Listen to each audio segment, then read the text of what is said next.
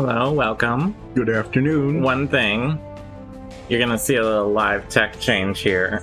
I realized, last stream is that we are over the wrong things. This is me. Oh, and this is me. Oh, there's a flip there. I flipped some ivory. So I'm going to do a quick fix on that. Sorry about that.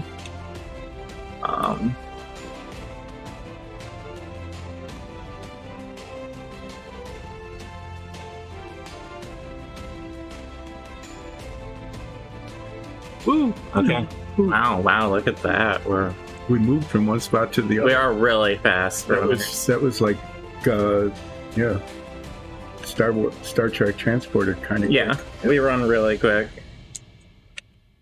So what we're doing today? Sorry. Yeah, what are we doing today? I have an elk that I need to finish. Yeah, that's coming along really well. The colors. I have a base coat on, basically. Mm-hmm. And now it's going to be down to umber and black wash shading, basically. Mm. And I am working on a necromancer's lair, which is basically an old crypt that a necromancer has taken over. Taken up shop. There's a whole lot of walls and floors. You're familiar with those, all printed on the back there. We're going to be painting the walls light gray and the floors dark gray, and highlighting some of the bricks like we've done in the past with dark brown. Not really. Flat brown. Yeah, that's kind of a really dark brown color. And then it'll all get washed to make it look, filthy. And I think I showed Lexi all the doors. Her favorite one is these guys here. Oh yeah, for like the necromancer lair. For at least for like the cut stone and all that. It has a nice pop to it. Okay. As a door. Boy, that needs some little touching. When I get the black paint out right here, there's a spot. So it really doesn't. Maybe we'll go with that door style. Okay. Today. I don't know what we want to do for the crypt. Yeah. Well, this is steel panels with brass decorative reinforcing, and then a black outline, and that could be either painted metal or painted wood or whatever, so that works pretty well. Yeah. The pool, the major feature of the necromancy place is the pool of ooze, and this could be either green or purple or blood. We've done prototypes of all three of those. We've also had requests for pink with glitter. Yeah, that's hard to do since we don't have pink paint. Or glitter. Yeah, we could get those. I think we'll eventually. Necromancers always do glittery pink things. Unicorn necromancers do. We're going to paint a unicorn necromancer. I am 1000% sure that out there is a undead unicorn miniature that's been made. Yeah. With like rotting flesh coming off of it. Yeah, why not? I can guarantee so much that's going to be a special order. Very expensive special order is pink with glitter pool and a painted undead unicorn necromancer. Yeah. It'll cost. Oh, and we also have the sarcophagus. This new print came out with a lot of detail. Yes, we updated the resolution on that one. Yeah, so that looks really good. We're going to have to decide how to paint that so that the detail isn't lost. So what I sort of want to do, we haven't tried yet, is do the lower section all in one of the silvers. Oh, like, so it's metal. So it's a giant cast metal coffin. Do it in like a dull metal. And wash it black. Well, we have dull aluminum, which actually works pretty well. I don't know if you saw news of this. They had that sealed solid lead sarcophagus unearthed under Notre Dame. No, I hadn't heard. Yeah, so when they're doing construction on it because of the fire a while back and stuff, they unearthed a solid sealed lead coffin underneath the floors of the cathedral. Well, that's awkward because they can't X-ray it to see what's inside, Yeah. and they don't want to open it. Oh, they're gonna open it. Oh, yeah? And unleash whatever curse is in it. Okay, well, let's make sure we're in Paris when that happens. But from initial tests, whatever inside is exceptionally well preserved because it's inside a lead seal. Yeah. So I'm sort of thinking, do a little bit like that, do a lead Yeah, the dull body, Yeah. and then the top. I think.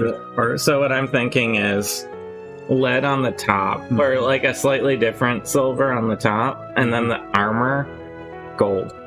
Gold armor. This is going to be quite the sarcophagus. Yeah. What about the highlights of this? And it ought to be lead and then highlighted, or should we paint that? So the way I sort of envision, you could do brass maybe on the highlights if you want to really dig into it. I mean, if we wanted to take a long time painting all the detail. Otherwise, it could have just been cast as one solid piece. Yeah. Out of lead. Well, yeah, it could with the highlighting, and then we'd have to use the wash to do to fill in the grooves. Fill in the, with a lot of detail, instead of just smooshing it around to make it look aged, but to intentionally highlight the edges. Yeah, that wouldn't be that bad. So gold armor. Gold armor on top of like a lead sarcophagus. Okay. Well, when we get to that, we'll do that. And we'll tone down the gold a little, because gold doesn't really age that much. No, it gets dusty. So we'll use a little black to get like in the grooves and create the creases. But we won't, like tone it down a whole lot. Right. Does that sound good? Yep. It's like a king's tomb that those necromancers come in. Which means when the necromancer gets taken out, then you can have like some sort of giant skeletal big king come out of the crypt. Yeah. And have a second boss fight right after your first one. That would be cool. I hope we don't do that. But, we've dealt with that sort of thing in the past. So the walls will be lighter gray, the floor is dark gray, dark brown highlights, to make just the walls interesting. This will be, I think we'll do it green. Should this outer ring be the same color as the walls then? Yes. Okay. We're not going to highlight that. You can also do the inner ring that might be partially covered, but if it becomes visible. This part here? Yeah. I see that. So it's like a step in. Yeah, that kind of looks, that's not the same as the bubbly liquid. No, that's like a mason step down into the pool. Right, so we do this all the wall color. And we'll do this, just put a sick green on it. It'll mostly get covered, but yeah, in case it shows. Just want a base coat on here so that just in case some little spot shows or not. We probably won't be getting to making the pool look wet today. You never know, but it depends on how quick you go. But you don't have to go quick. Plenty of I'm time. not feeling real quick today. So. We are. We're running obviously a little later today. That was a known schedule thing I mentioned on Monday. Experimenting with, and we are going to go late as well. So instead of 10 to 2 Eastern, we're going 12 to 4 Eastern today. Yep. Just to try it. That's the difference. So we'll be here till 4 Eastern, still 4 hours. That won't change. Anyway, I am going to start shading. I think this elk has enough. I'm happy with its sort of base coat. So now it needs to get all the little subtle shading that's gonna bump it up from okay to really good. This is a fairly small set, but there are a lot of walls. Yeah, well, it's a crypt. Yeah. So I'm just trying to make room for when I get the walls. I'm painting the walls first. I need a place to put them when they're done. So. And I'm going to be starting on the antlers. The antlers on an actual elk are not this white. But this is my base I'm starting with, and I'm going to be using an umber wash over the white and build up some layers. Hi, Vivian. And I'm going to be using an umber wash for it.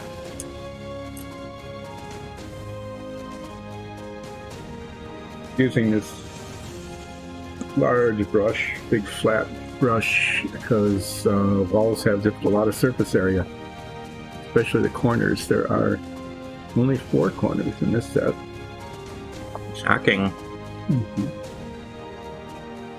I design sets. I make them really annoying to paint.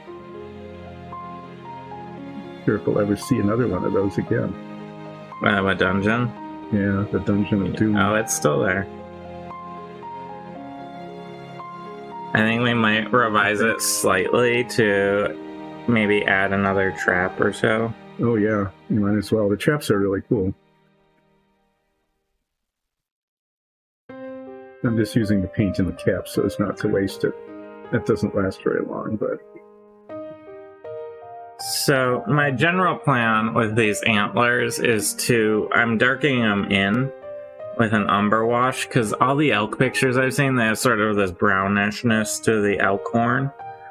Usually when you see a white elk horn, it's because it's like a skull that's been sitting out in the sun. Mm-hmm. When I say horn, it's an antler, I know. It's been sitting out in the sun for like a year at least. Yeah, it's all bleached out. And it's been bleached. On all the living elk pictures I've been looking at, they have a very dark brown on a lot of their antlers. So I'm going to start layering up umber like that. You can sort of see the difference between the two. That's the first layer I'm putting in. I'm going to try and leave the tips on the lighter side though, because that'll make them stand out. Well, Nikki is doing fine. Shading, I am doing gray smushing. Yeah, we're sort of opposite ends of the painting spectrum here. Yeah, this will be finishing this jar today, that's for sure. The neutral gray. Luckily, we have a lot of neutral gray stocked up. Yeah, we were able to get a stockpile of most of the colors that we use. Except for dark sand, apparently. Yeah, the reason we did that wasn't on the shopping list because we weren't using it that much when I bought the last set of paints. But now we're using it for everything. Well, we hadn't done a tavern in a long time. Mm-hmm. And then we did, and that's dark sand.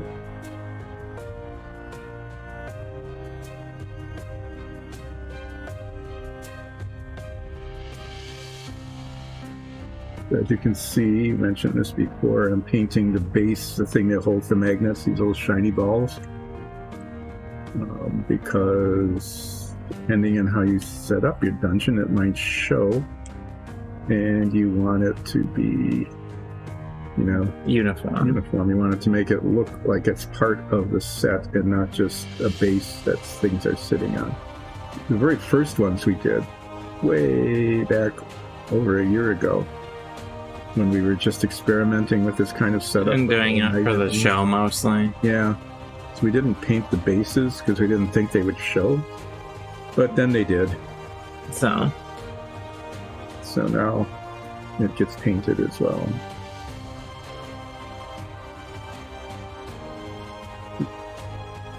Thing that has to end. Take those off so I can see up close. Yeah. Meanwhile, I need my glasses to see up close. You have old person eyes, and I have nearsighted eyes. You have young person eyes? Yep. But they're still working, so can't complain too much. Well, yeah. You can. I mean, I will. I could complain too much. I've been known to do that. As an old man, you're required to complain too much. No, okay. The weather's been terrible, you know. You have a quota to meet. Until today, it's just been... You have to complain, or else the AARP comes after you. I had to take the trash thing out to the curb yesterday, and the drizzle got damp and cold. Today's nice. And you're down in a basement. I'm down in the basement painting, right? How's the complaining telling? Am I doing? Oh, it's great. You're doing really good. Mm-hmm. Have I hit the too much category? No, you haven't.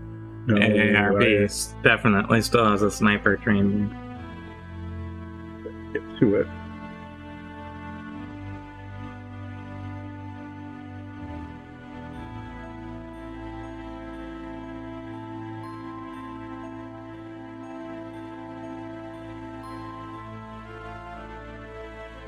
They're keeping the work on camera mostly today. That's pretty good. Yeah, and I'm not. A little roll reverse on that run. Yeah.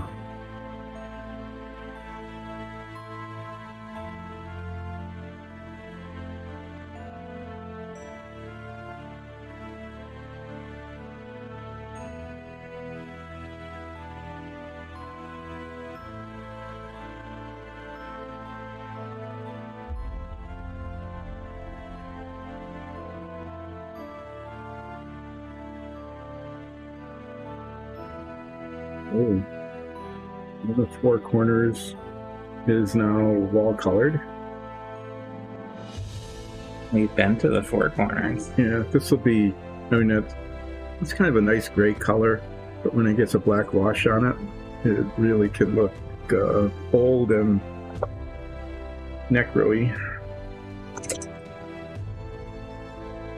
Yeah, the wash eyes really brings the sets into their own. Mm-hmm. Mm-hmm. Yeah, some painters, especially the more artistic ones, will use dry brushing for a lot of the highlights. But as I said on the show before, when you're producing a big set like this, you need to consider volume. Yeah, you have to do something that both looks good and can be completed fairly quickly. And we found that the wash over the gray for the floors and the walls does that really quite well. We've been doing that now for the better part of a year, and it looks good. Yeah, that's coming along okay. What do you think? Yeah, and then you need to even do darker highlights on part of it, don't you? Well, in this one, it's also under shadow in that picture. Oh, yeah. So it's not as dark as it looks. It's not as dark as it looks. Also, like, the one I'm looking at doesn't actually have white tips on the ends of the antler. It's actually brown the whole way through. Yeah, but I like the way that looks, though. I think it adds something visually, having that sunlight, that, like, bright tip poking through the top. Mm-hmm. So I'm gonna keep it. It's where the, like, accuracy versus art comes in, where your brain sort of expects it, and it gives you a visual interest point on a very brown animal. This animal is extremely brown. Oh, I know. Since you're doing brown, Yeah. might as well do the bear neck. I already started on the Jaguar. The Jaguar, yeah.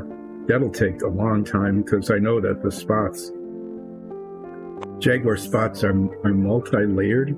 Yeah. You know, there's they're actually a spot with a circle of spots around them. They're really complex. Yeah. And they are not arrayed evenly over the animal at all. No, there's areas where they're smaller, bigger, more of them, less of them. Having done a smaller Jaguar before, so I'm happy with this antler on this side, so I'm going to start going over to the other one now.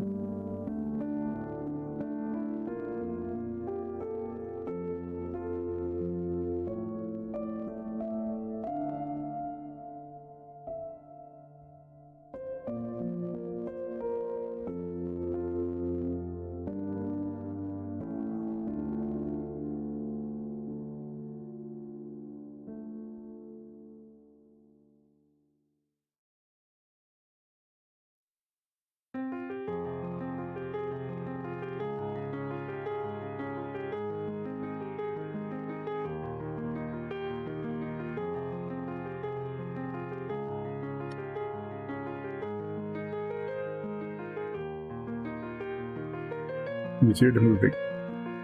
For me, to have the camera move to the work rather than moving me. Mm-hmm.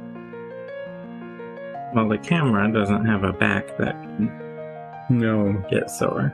no, and it doesn't complain about movement or sitting still or anything.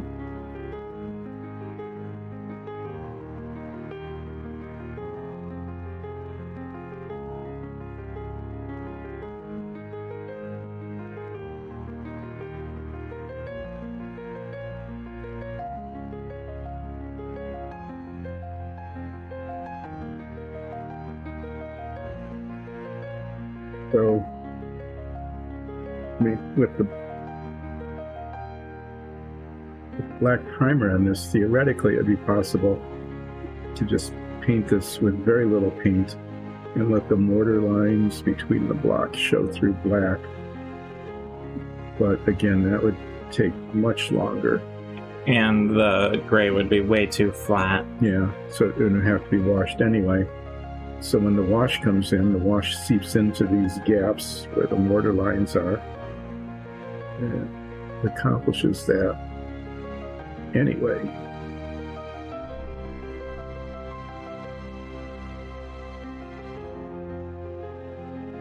One thing I've noticed when I watch us, Mm-hmm. I don't watch us live because, I'm doing this, but when I watch like the YouTube or something, is that it looks like it's going way faster Then it feels. than it feels when I'm actually doing it. It's like I was watching it, wow, that wall got done in like no time at all. Whereas this feels like, well, this is grinding right along here. It's kind of a funny quirk of Yeah, time is weird. perception. Some sort of Einsteinian relativistic thing. That you could say about it. Yeah. If you knew. Mm-hmm.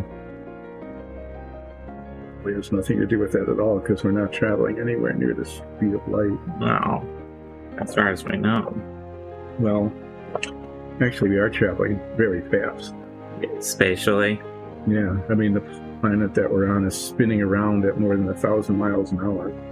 It's pretty fast. Yeah, it is really fast.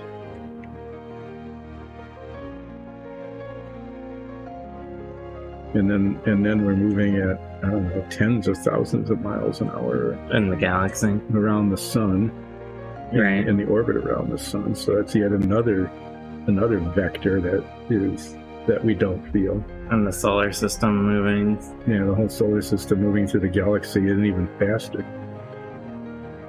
So, I mean, we probably could, and it's all kind of, circular motion, sort of elliptical, I guess, to be more precise. We could get pretty motion sick if we felt all of that. I'm glad we don't. Yeah. It'd be like that ride at Disney. It made Gretchen sick for The like teacups? months. Oh no, God, don't do that. Oh, the spaceshipy one. Yeah. Yep, Mission Mars. Mm-hmm. Well, the teacups can really mess you up.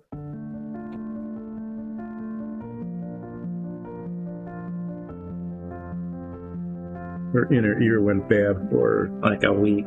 more than that, months. Well, I know it's still that way. She just adapted to you feeling dizzy all the time.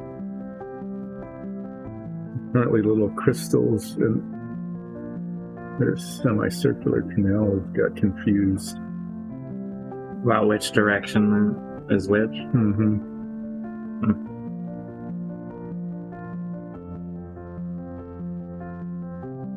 There, what do you think?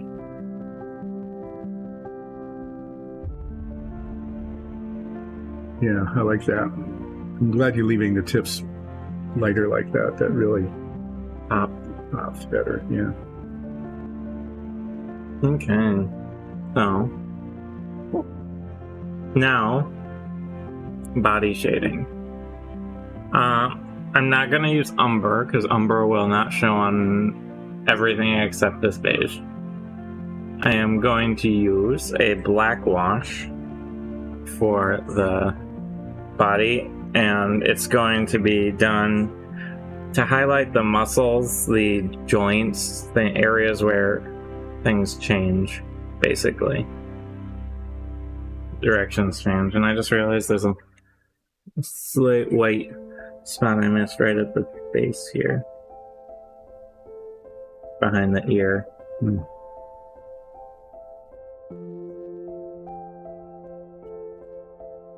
Alright. So the black wash is going to be used fairly sparingly, but it's going to highlight. So you see, like, the obvious example is the tail here. Like, you can tell that's a tail, but because it's all just one paint color, effectively, it looks a little samey. Samey. It's a technical term. And by applying a black wash around the lower edges of it, like near the butt, it's going to make the tail pop more visually. That's sort of the obvious part, but like up on the front here, under the chin, that has this, I don't know, moose neck. What do you call that? I don't know. Like a waddle on a turkey. The neck itself is actually like here, where my fingernail is, and it has this like flap of fur and stuff out in the front of it, and I want to sort of highlight where the neck is more than it is.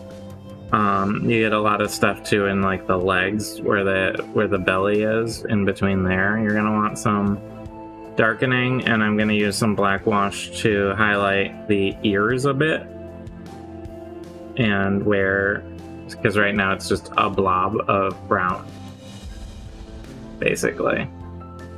So that's what I will be doing, and I wouldn't mind if the black wash were a little drier. Or the brown umber wash. I'm actually gonna pull back a little. It had piled up a little much there. So one thing you can do with a wash is if you have like a puddle of it, you can take a dry brush and it will absorb the wash off of the miniature itself. So, yeah. How's it going? You're on the third corner? Yep, 3 or 4. Then I'll do the round ones. Then I'll do the all the little bits, like the inside corners and the door jambs and the wall around the little sign through it.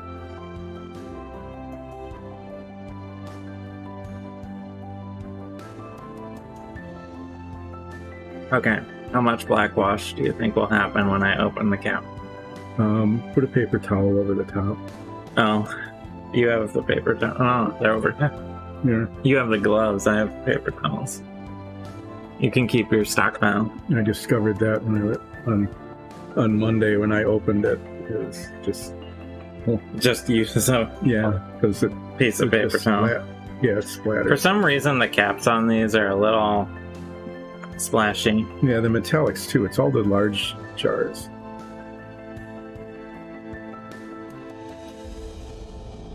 Like more than enough.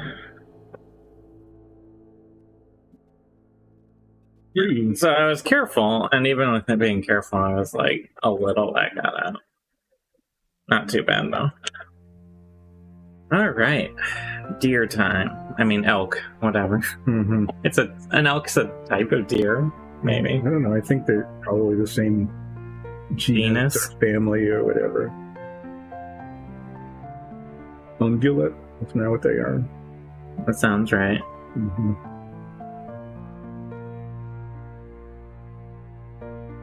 Because they ungulate a lot. That's it. But they have ungulates. I'm not going to ask what that is. Not a thing. So good thing you didn't ask.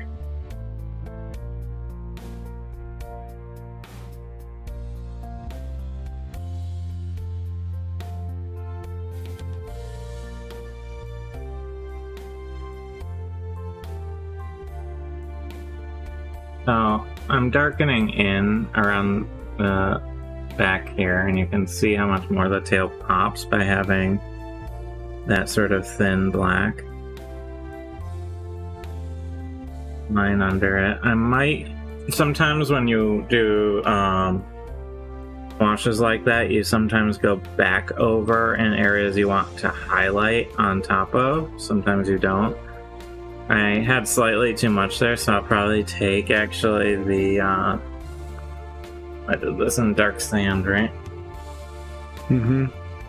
I'm gonna just take a tiny drop of dark sand.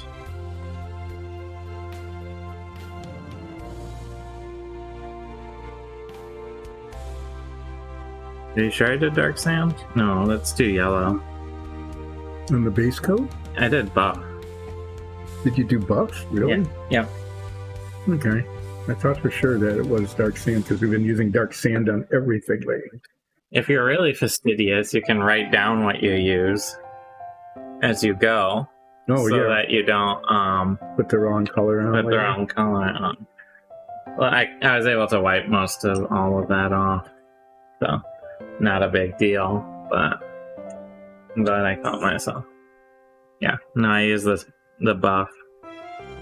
So, I can gently go back over and lighten up again where I want it to be a little more light. Because I had gone in with a little too much black wash. Luckily, with miniature painting, it's very easy to correct things. Which is good because with the fine detail, sometimes you just end up going back and forth over and over again until you get But all the paint. as you can see, I want to keep that darker line where the tail is there. And some of the darker as it goes underneath, because typically shadows are darker below animals than they are above. Unless something weird's happening. Well, sometimes they lay on their Backs. Probably not these guys. No. Cats will, though.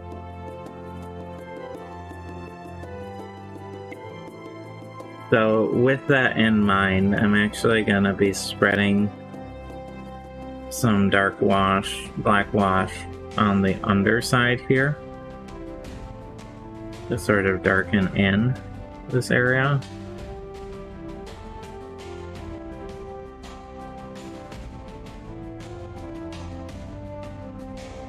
And then you use the dark sand on the cat. In the alligator. Mm-hmm. And the stucco walls on the tavern. And good kind of yellowish brown organic color. Yellowish beigey kind of, yeah. Good for a lot of animals. And stucco. plaster.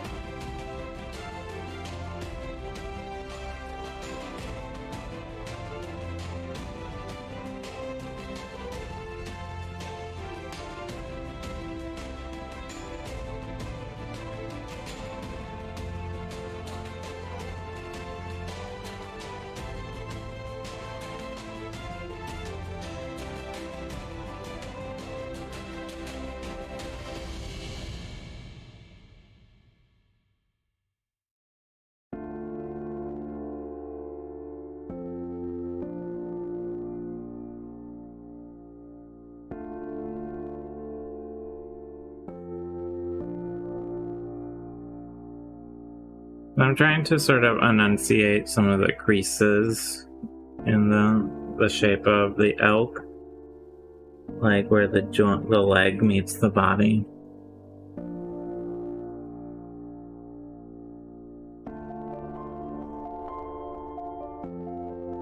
Trying to make everything gray. Kind of like in real life.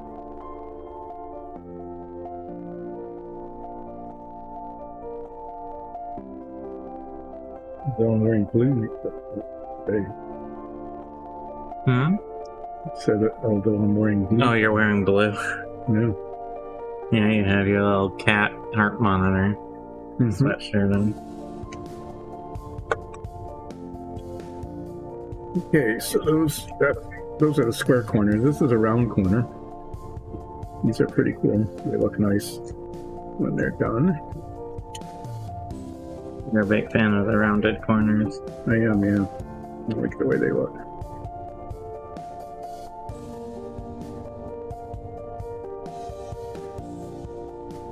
All texture items, it's really deep. Printed deep. Which is good, but can be a little hard to... Yeah, you have to kind of work the paint into all the nooks and crannies. So as I go up to get those highlights, I want less black wash than I'm applying down here. So I'm going to be dabbing a lot more of it off my brush before I apply it. It's an easy way to control the volume of wash on your brush, even if you lose a little. So, like, I'm trying to enunciate this sort of armpit of the elk here. There's a little crease where the forelimb meets the body. And I'm doing that rather than splashing a whole lot of black wash right there. I'm putting very little on my brush and sort of layering it up.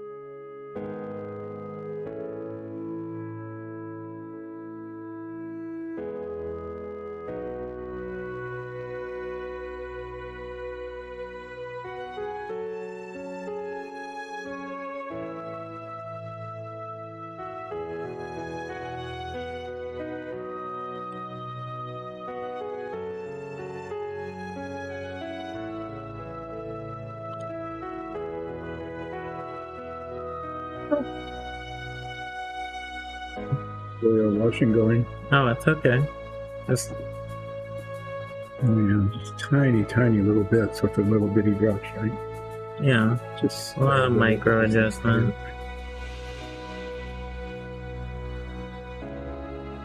Yeah, it's always interesting going back and forth between like just layering on a whole lot of paint like I'm doing on the walls and then going to a little figure. You know, a couple of shows ago I was doing a poison dart frog. Which was this big.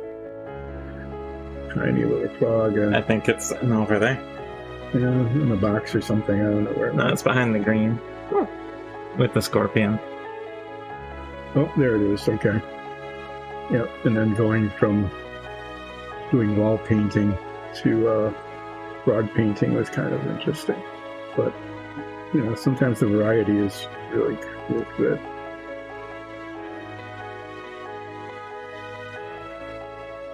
After a while, this feels like painting a room in the house.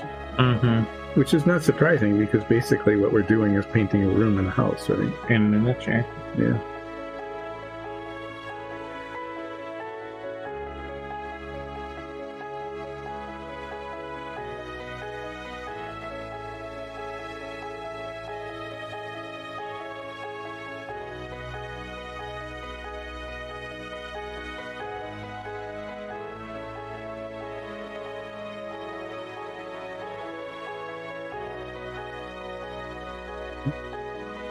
There's a lot of walls too, aren't there? Mm-hmm. Quite a few.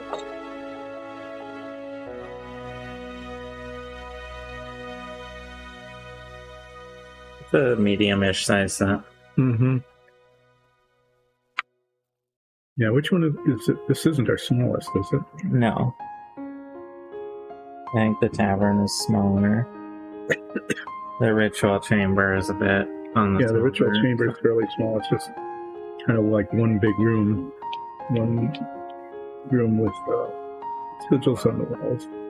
It's a really cool room, though. It's built around a brazier that has a flame that you can flame on and flame off. Flame on. Just like your sword. Yeah, and your frying pan. And the toilet seat. Basically, it's kind of the command for everything. Uh-huh. Yeah, we did have that concern, though, didn't we? That, you turn on your frying pan to, cook breakfast or something, and that my sword would just light up. Except it has to be attuned to you, so... It shouldn't, theoretically. Theoretically, it shouldn't happen.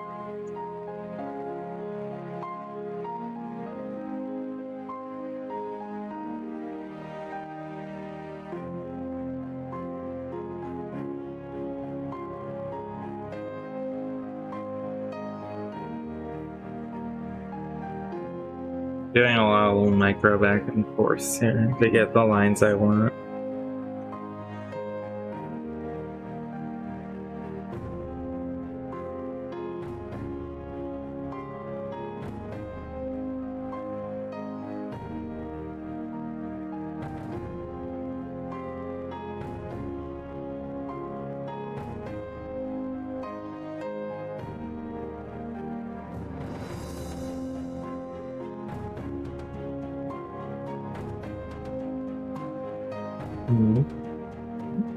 Checking chat. If I can read it now. The one thing that's obvious on the elk is that the legs are very dark. So, one thing I want to do here.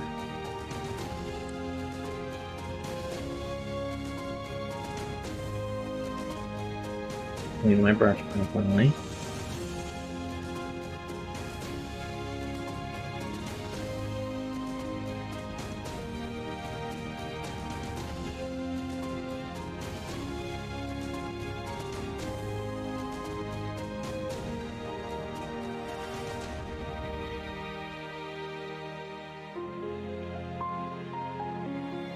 Is darken up the legs starting from the bottom and sort of gradating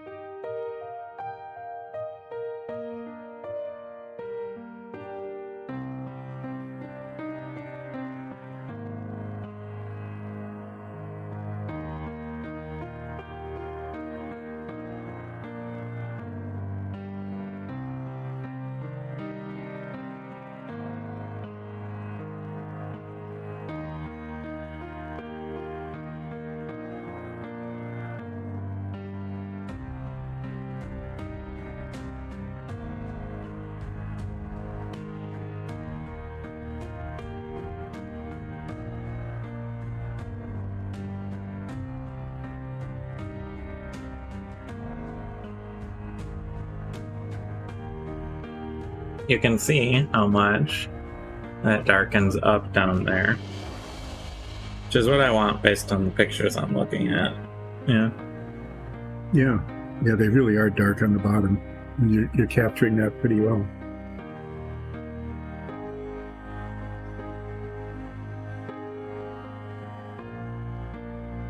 You sometimes think of these basically brown animals as being just so One brown. You know, with a little bit of highlight maybe to show that it's furry.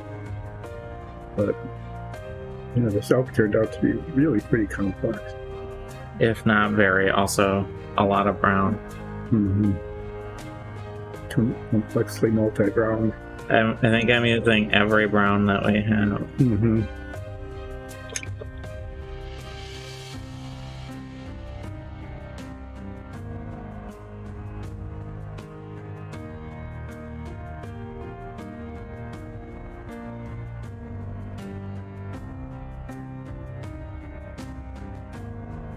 This set's a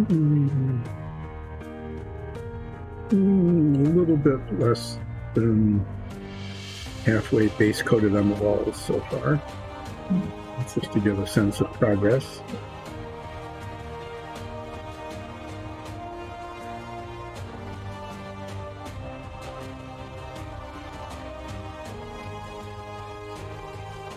Not bad.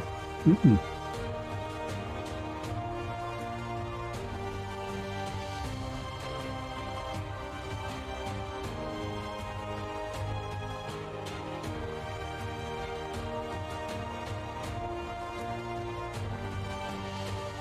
I know I got a little on the leg there, but I'm actually thinking of grading it up to the back.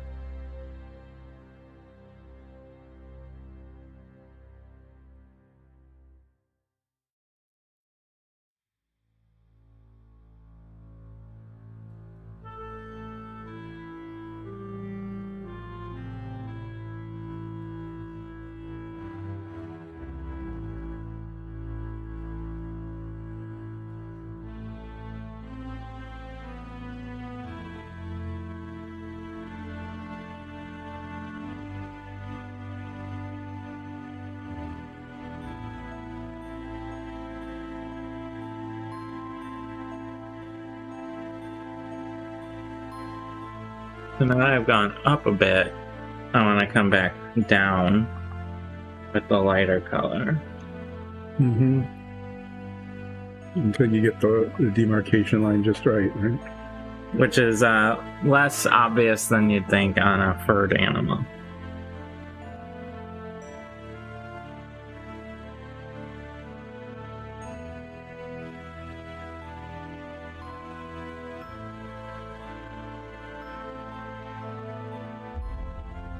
So you're painting, I guess, a zebra? Yeah. I mean, if you did it on a really huge scale, you would see that even those lines are, you know, a little fuzzy around the edges. Well, just because of fur overlap.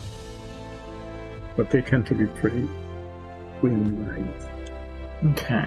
So I'm sort of going butt forward with this elk. But here's the rear. Oh, yeah. I like the way you kind of emphasize the furriness of it, you know, on those big splotches of the same color. Mm-hmm. To just put a little interest in it. That's a little too much there. I want to split that up.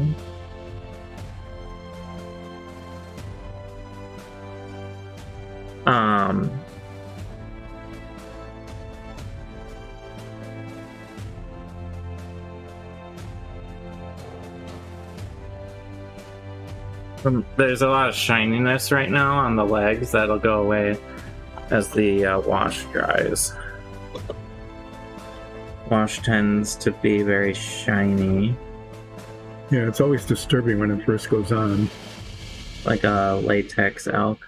Mm-hmm. But that shininess will abate as it dries. So that's sort of the rear where I'm going with it. I'll need to do the same now as it goes forward. You can sort of see the level of contour and shape and shifting in contrast changes drastically from back to front right now. That sits here.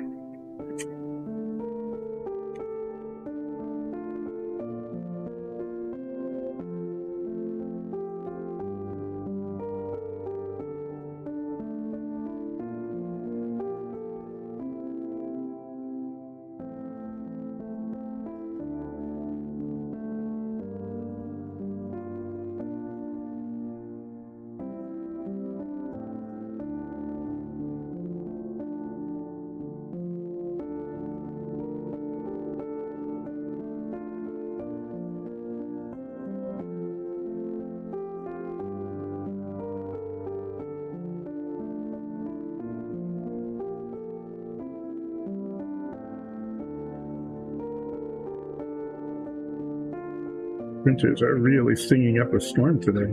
Although they're probably not hearing that because we do have a filter.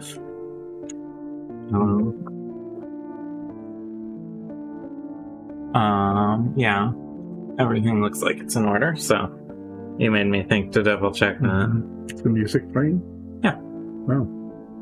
Everything's working. For once. It's pretty exciting. Yeah, you spent a lot of time, the two of you, setting up the new setup. Yeah, there's not a lot that changed on your end, viewers, but on our end.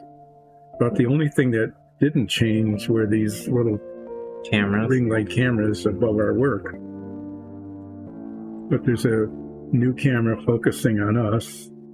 The laptop has been replaced with a tower computer. 2 monitors have been brought in. So that you can have chat and I can monitor how things are going. Things are going to see if it works on camera, that kind of thing.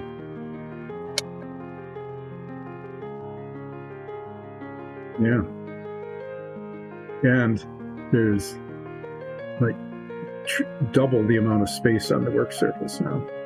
Because we don't have a laptop on the surface anymore. Mm-hmm.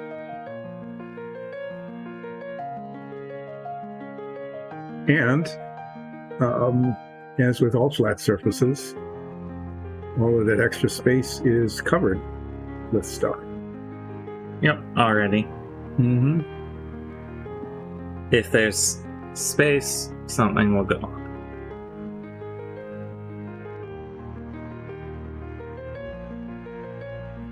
Surfaces are kind of magical that way. They accumulate things just by existing. Stuff just piles up on them. At least in this house. So if you want a modernist, minimalist kind of existence, what you want is you want all of your flat surfaces to not be flat, but to be like a peaked roof. Or you put like weird statues and stuff on them. Yeah.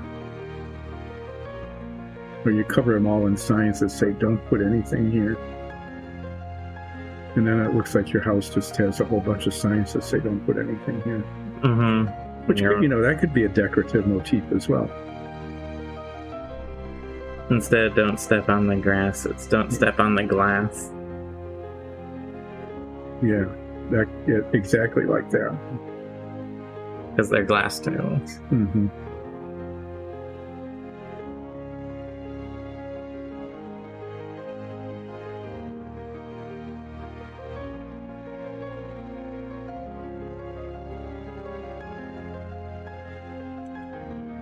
Go.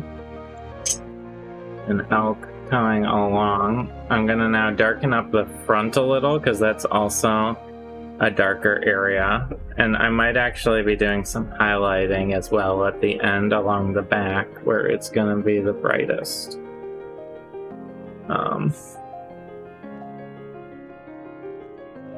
A lot of work on making something look really good to the human eye is just increasing the contrast. It's really funny.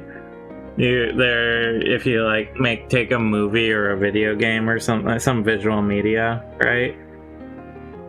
And you bump up the contrast, even if it makes it look less realistic, oftentimes people will say it looks better.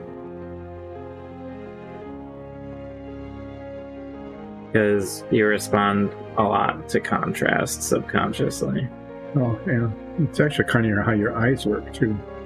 Even your retina. I mean, that's works why. That way, yeah. It is. It's a lot of the first level nerve cell processing of your visual input is lines.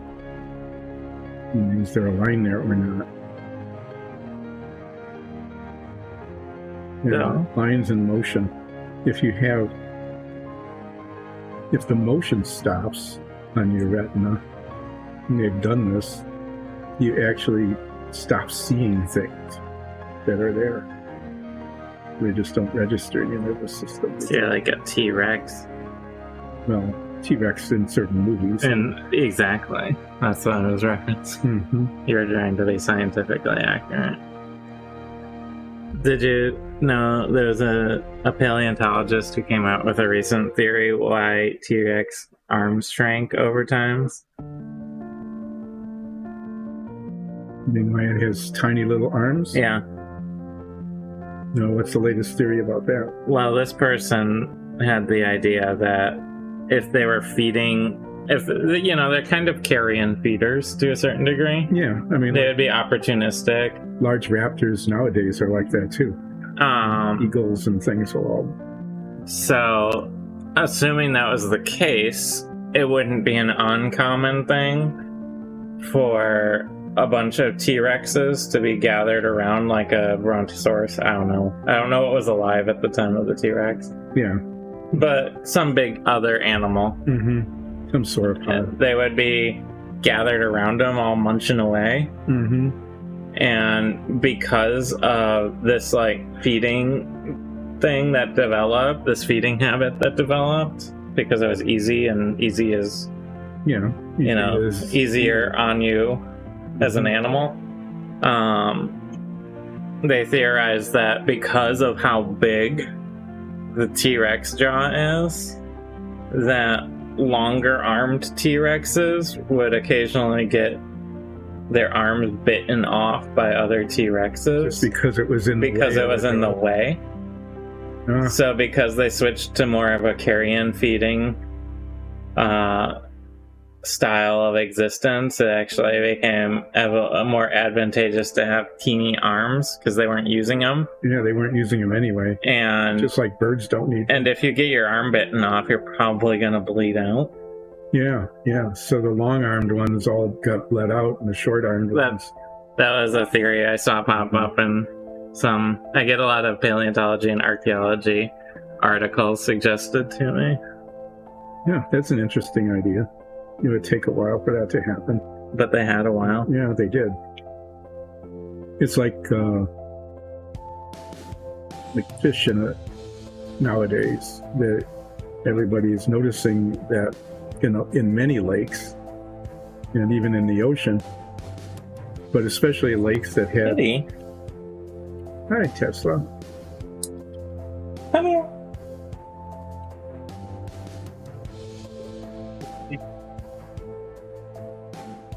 I'm gonna grab a kitty. Okay, go find a cat. Keep talking.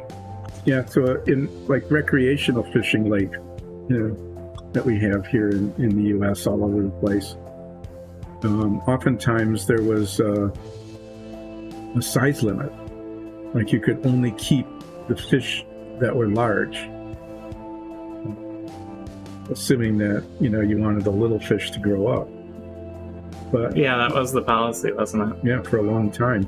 And Well, I mean, you can imagine what happened. All the is that fish started getting smaller. Yeah, all the large fish got taken out of the lakes, and the only ones that survived For the smaller, were, not just juvenile fish, but the smaller adults. miniature adults. And so the whole population shifted to become smaller in size.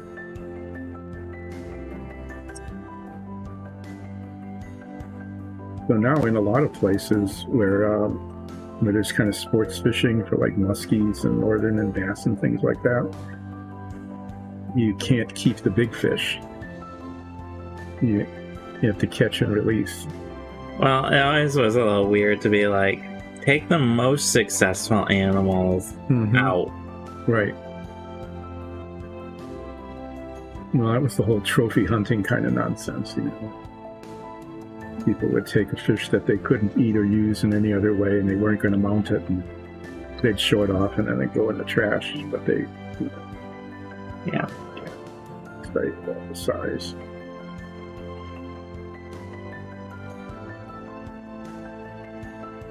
Actually, I've kind of done the same thing with a weed that grows in our yard. I'm not even sure what the name is. Not that it matters. It's the weed that I don't like in the yard. It's got this little circle of leaves around the base, and then it shoots up with a flower. And unfortunately, the leaves and the flowers are both ugly, and it shades out the plants around it, the little leaves. And then they die really early, leaving bare spots all over the place. Anyway, that's why it's a weed.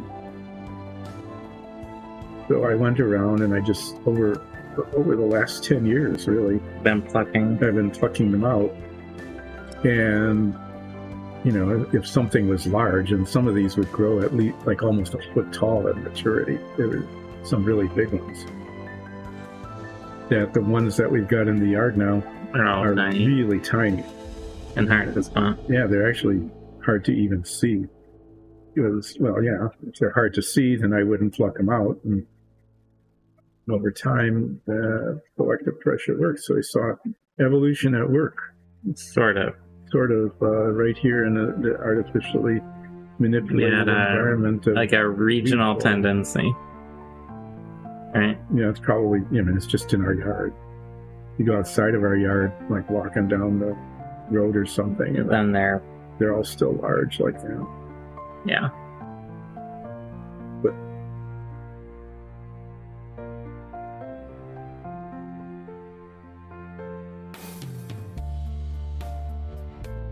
the seeds don't travel that far.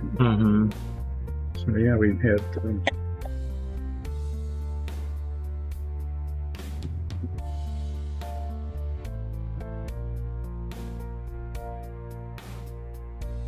well, that's a real adaptation. So it isn't that over the years, by pulling out all the weeds, that the weeds have essentially disappeared. It's just that they've become really small. Right, exactly. Which, at the very least, means they're not shading out as much. Yeah, they especially are shading out the moss. They tended to grow in the moss beds.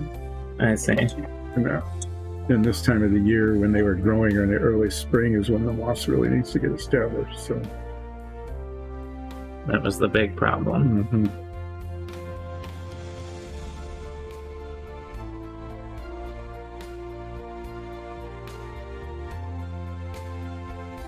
But the little bitty ones were actually not too obnoxious.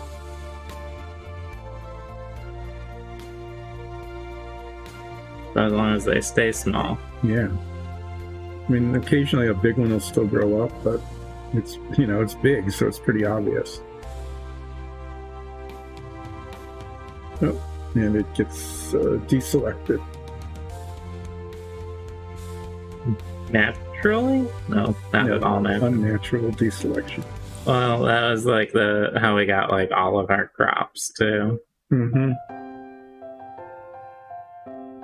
Selective breeding is more accurate what you're doing. Yeah.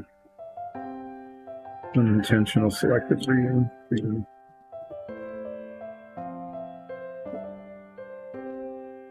It's going to be one of those kind of races to see which ends first. getting these things painted or the paint running out in the jar. I thought you were gonna say which ends first. The race between humanity living and antibacteria resistant diseases.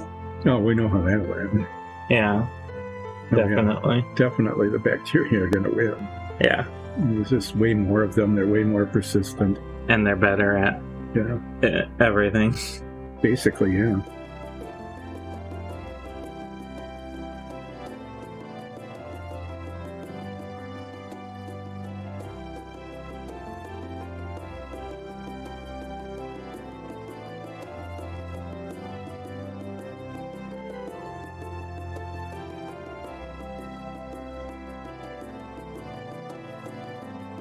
I'm doing the ears right now. Elk ears. Little elk ears. Yeah, you're going to have to do eyeballs too, or did you do those? I've already done the eyeballs. See? Well, little black dots. That's right. I remember you talking about how important it is to have the faces done. That makes a big difference when you look at an animal. Mm-hmm.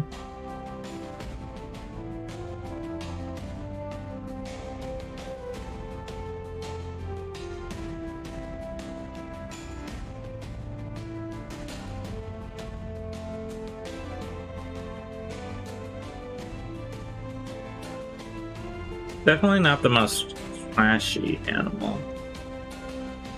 No. One thing I'm going to do with the black wash actually is on the underside of the antler. I'm gonna darken in a little with the black wash. The bottom part of just the main stalk. You know. Yeah, just to highlight that a little bit more. It will bring out the upper part more and make it a little easier to read. Oops, sorry. You're fine. I'm sort of spreading around right now as I try and get my far-sighted view into where I can see. That's why my glasses are like Chuck Schumering down my face. It's because I am far-sighted. As I look down, it helps me.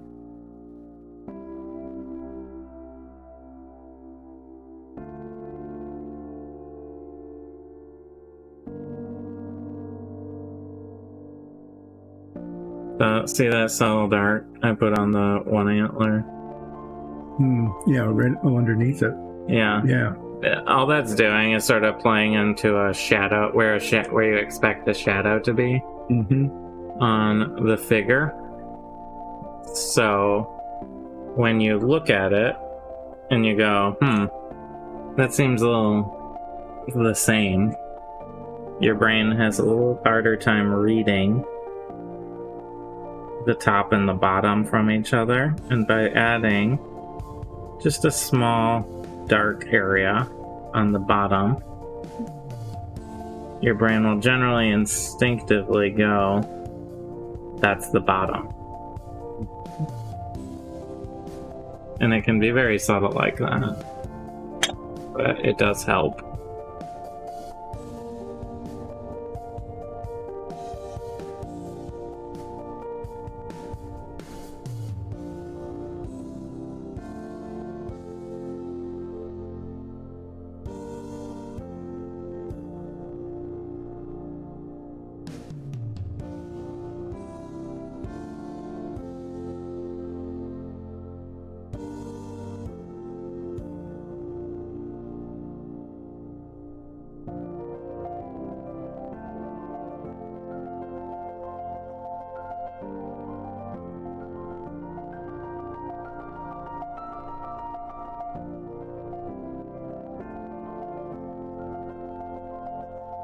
That's why I've made a very dark bottomed elk and a very light topped elk.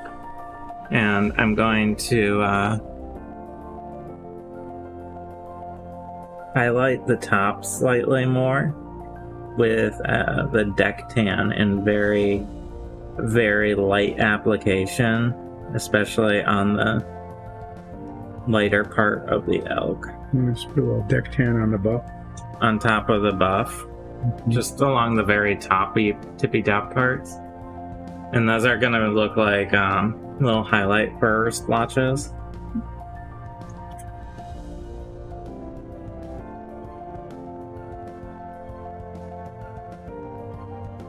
But it's starting to look elky.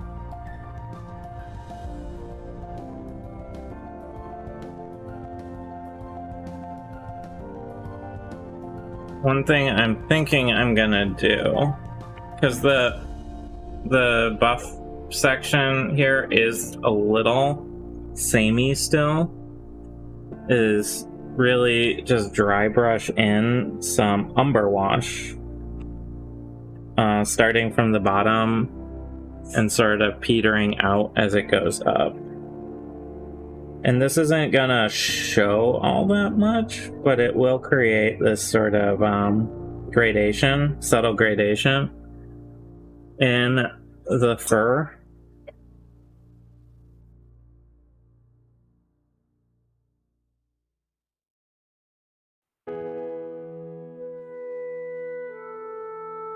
That is playing into that dark on bottom, light on top phenomenon. Phenomenon. Do do do do do. Phenomenon. Do do do do. Right. It's almost like the Baby Mammoth song. Do do do do do. Okay, so Baby what I've got here Baby is some little bits that are left before I do the pool. This is an inside corner, so it's just this one little pillar.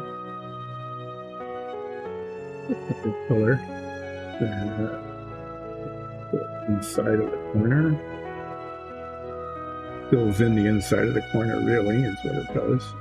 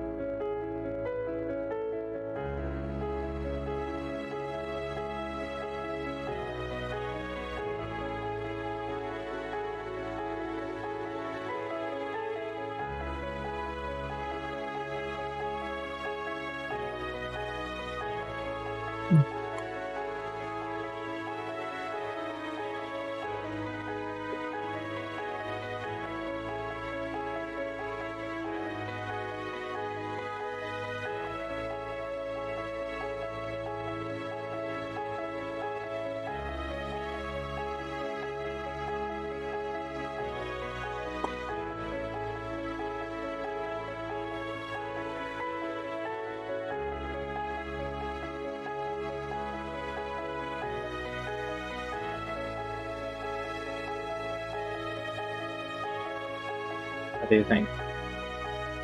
I like the way the edges have been not sharp. I mean, between the light and the dark there. And that shading is really good. I like the way the antlers came out. Those look really good. Yeah, thank you.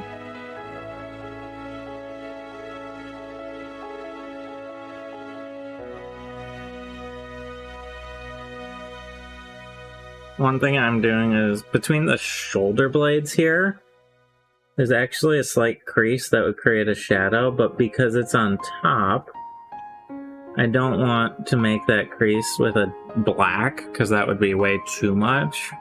So I'm using an umber wash here to generate a slightly darker spot where the shoulder crease occurs without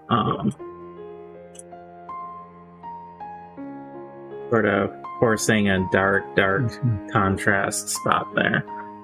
So this big piece here is where the doors go, the double door. And these are the door post sides.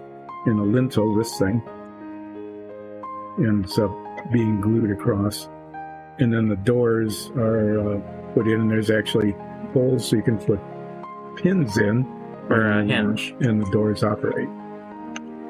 So I'm going to be just continuing to paint the stone here, but at some point I'll be using a black, really nice kind of charcoal black color for the door frame. We've experimented with different ways of doing door frames with wood and so on. This has kind of a wood texture, but it's a stone crypt, and so it's more likely that the frame for the door would probably have been metal. And the charcoal color, you know, we use to both convey a dark painted wood and a dark painted metal.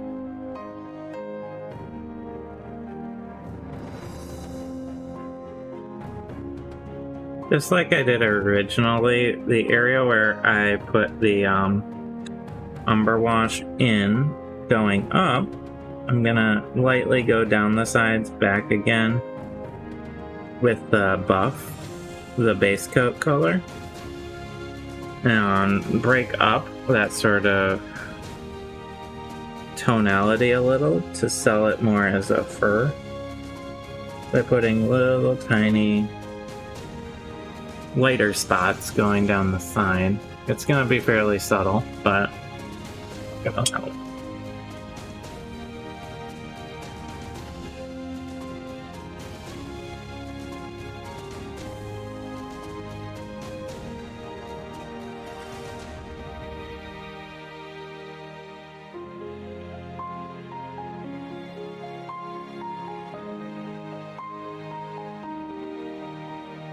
Get near to finishing the paint in the jar, less and less paint comes onto the brush each time, so to dip it a little more. In the neutral gray. Yeah. Yeah, I think this will be pretty much the end of it.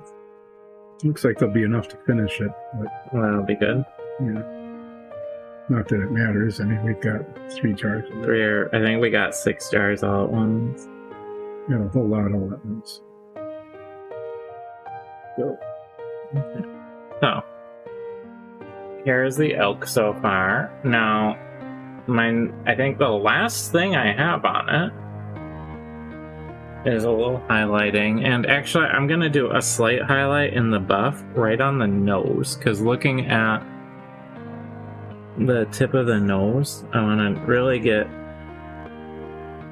kind of dry. Looking at the elk, the tip of the nose is a little lighter. Not super light, but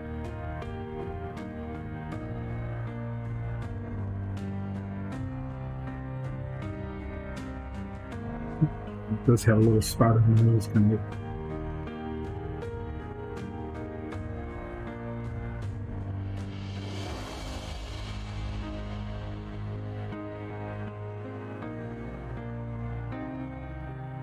that really helps the face, actually.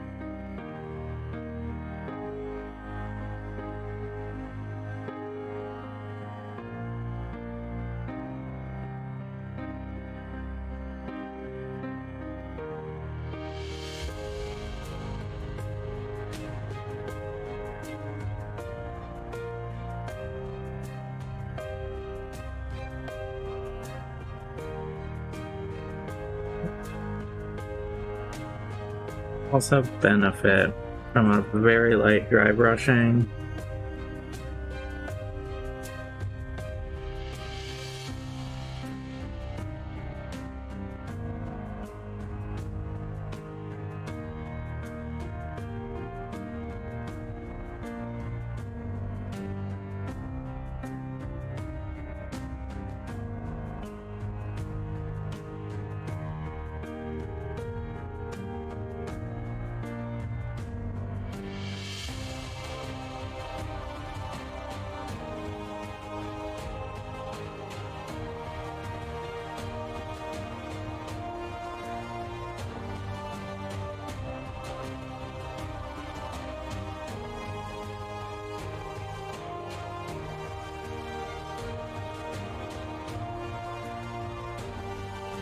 This bit right there doesn't really show very much when the lintels are in, but you just, sometimes there's a tiny little crack that shows or doesn't get filled in, so make sure that that's painted too.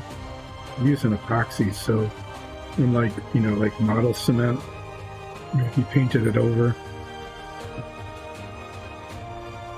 cement would have to melt the paint and it gets to be real messy. He doesn't care.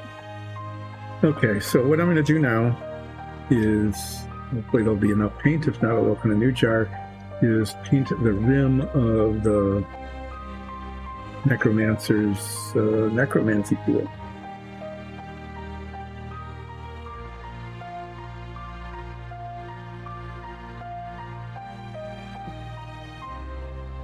Inside, and again, we could just dry brush that, so that the seams between the blocks showed, but it's a lot easier to highlight those in a controlled fashion with the wash than it is to do it this way.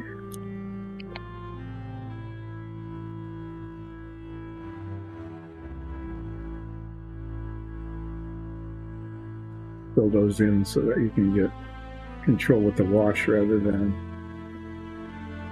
having it look kind of haphazard.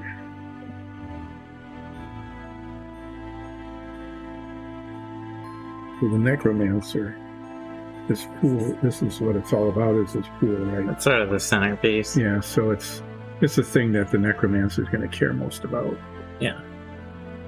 Otherwise, it's just rot and decay and all of that. Okay, so the last part of this elk, I think, is going to be some very small highlights along the very back part here. Not very much, and they'll be subtle, but what do you think? Yeah, just a second. I like the way the dark has really come out on that. Yeah, it's really the little bit of, what was that, umber wash that you did? Mm-hmm. Yeah, that really makes it look good. It highlights that it's furry and not just a monochrome paint or something. Right? Yeah.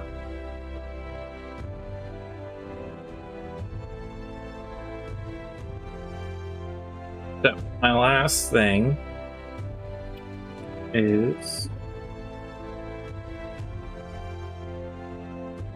I have this very light beige, deck tan it's called. Use the very last of our beiges and browns on this. Gotta use all of them apparently. Right? Yeah, I haven't used deck tan yet. Huh? Nope. I'm gonna use my smallest brush here. And my goal is going to be little tiny highlights that look sort of like fur bits. Yeah, it's kind of a greenish color though, isn't it? Deck tan?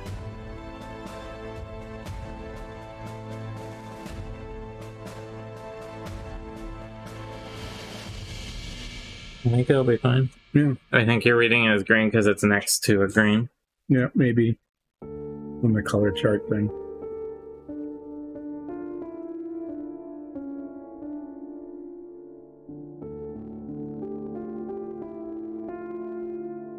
But it's just adding more variation to the fur color, right? Yeah, we're adding teeny tiny little spots of lighter color right up at the top.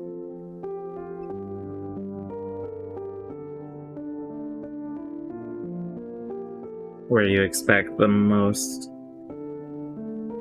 highlighted sections to be.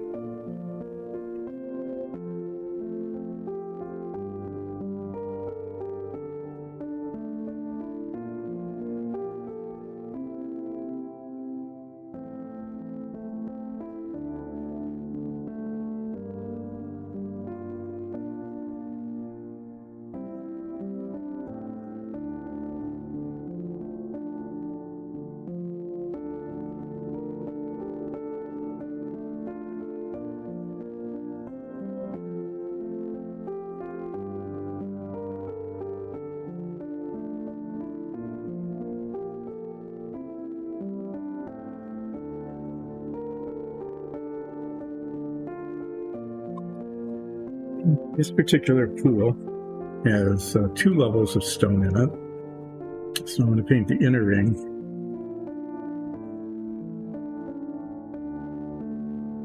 And we'll paint it way down into the pool itself because that'll be painted the base color of the slime that we're going to be creating. Nichole will actually be creating when the the liquidy resin. When the pool is we have this clear resin stuff that is called realistic water, which actually kind of is. It flows in, it levels out, and stays glossy. And we've used it on several of these pools and on river tiles. You actually have tiles that are rivers, flowing rivers, and it's come out really quite nicely. Once we figured out That it does harden. that it takes a long time to become solid. Yeah, the first time we used it, We weren't sure. we weren't sure what we were doing. Maybe put a little too thick a layer in, and it took almost a week before we could touch it without it being tacky. We thought, oh, this ain't gonna work. But if you're coloring it, like adding in Yeah, paint pigments. paint pigments, it actually dries a lot quicker, Yeah, it kind of, like 24 hours. yeah. The sort of paint thinner that's in the paint naturally also accelerates its drying. So usually we've been putting 2 layers in.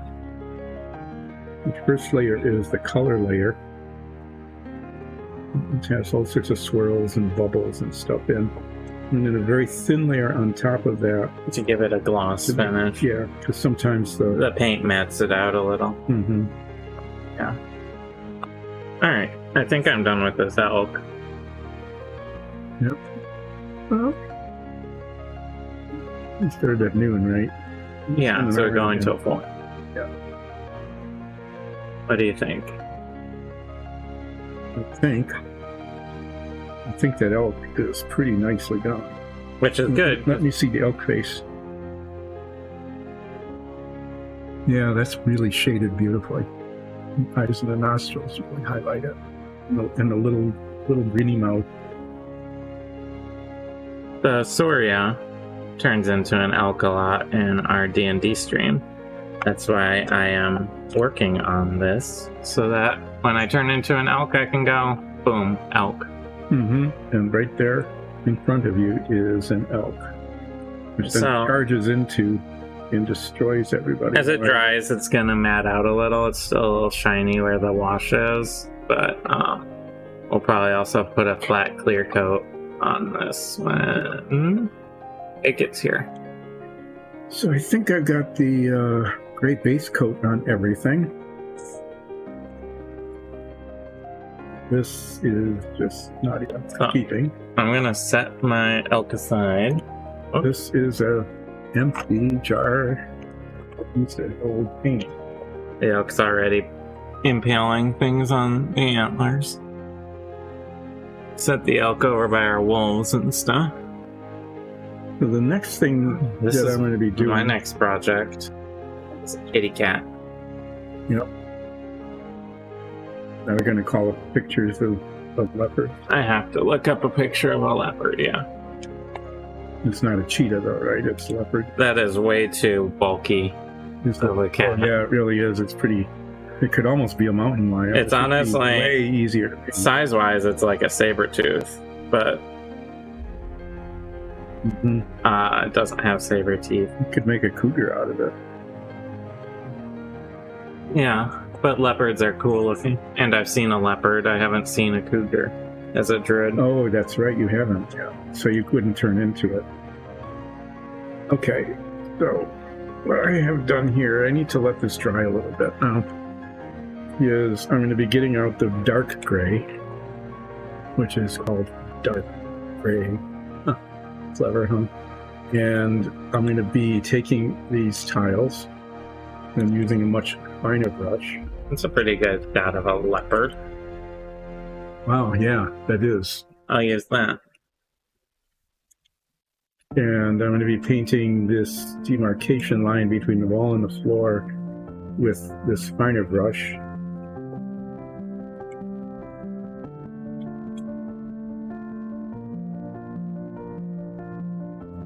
Finer brush than the one I just had. So that I can use that big flat brush again to paint the rest of the floor. Because again, that's a big surface. But these, it'll just slop all over the wall, and then you have to touch the wall up and then retouch it and touch it again and retouch it. Yep. So I'm just going to paint that little spot that I just saw that was missing paint. Yeah. Probably several of those. So that's actually the very first thing I'm gonna do on this leopard is I'm taking it off the stand. It's mostly been base coated, but as you can see, because it was on the handle, there's a couple spots on the underside and where its feeties were that I couldn't paint very easily. So now that, since it's dry, and there's like a spot up here on top, might not be super visible that the painting is here. So the first thing I'm gonna do is take the dark sand that I base coated it in, and I'm going to clean up a few spots, make sure the entirety of it is coated in that dark sand. Mm-hmm. And what I'm going to do while I'm waiting for the wall color to dry is I'm going to start painting the doors. The doors are going to have, it's called steel. It's kind of a dark colored metallic, which is really nice. Mm-hmm. We use it a lot. It's going to end up looking like this with brass cross hatches and a black frame. But the first thing that happens is to get these panels done. So I'm going to start working on those. If I can use a toothpick. So if I have to hold on to it. I'm using this dark sand as my base coat because the leopard has sort of this tawny yellow, beigey color as its undercoat. So by doing this, I will sort of help myself along in the future. Anywhere that I don't paint, it will at least be loosely the right color already. Get out one of these little cups that have already been used in metallics before. I think we painted these steel, not dark aluminum, right? Yeah, that's steel. Okay. Is find the steel paint. Good luck. And that's silver.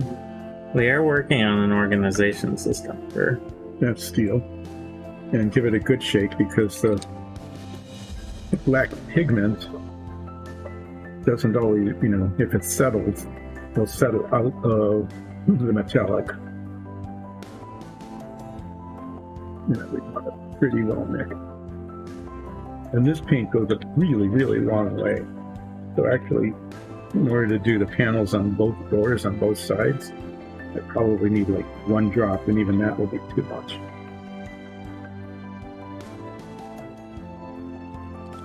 Fortunately, this goes quite a long way because I haven't been able to find the the steel paint easily for purchase, other than like from Great Britain, where they charge $14 to ship a little bottle. Transport costs aren't common. So there, now I've got my drop. And so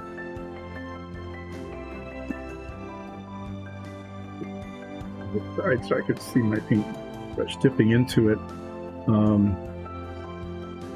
Yeah, it fills these panels. The tiny drop on the end of the brush is enough to do like 4 or 5 of these panels. And what I want to do is to make sure I get all the way up to the top, all the way around, because when I paint crossbars. It's just on the surface of them, and I don't want spots. And I'll just spread this around, and then I'll check on it again later. So I'm mostly spending a little moment here while this dries, observing the picture I have of a jaguar. Some things I'm noticing is it follows that sort of weird thing I'm noticing with predators and prey. It's, as a predator, it's darker on top, lighter on the bottom, unlike the elk where it was lighter on top, darker on the bottom. And the bulk of its fur will do pretty well with this dark sand as the base, but on its underside it has almost a white color. So I'm thinking I might either use the deck tan or the buff as for the initial coat to lighten up its belly area, which isn't going to be super visible, but it's basically going to be the belly, the insides of the legs, the underside up to the chin, and the bottom of the tail as this sort of lighter color. Looking at that picture, do you think buff or deck tan? They're very similar. Oh, it's really white. I would use Deck tan? use the buff. Deck tan's lighter than buff. Yeah, it is. Well, they're different tonal. This is a little more gray, and that's a little more yellow. I think the I gray could will... almost use the ivory. Yeah, but I think that would be too much. I think we're going to have to bridge between reality and expectation. Yeah. Well, you could use that, and if it doesn't come out, you can always paint over it, right? Yeah, that's always true. Always an option. So I'm going to have a kitty on its back for a minute here. A normal position for most kitties. Mm-hmm.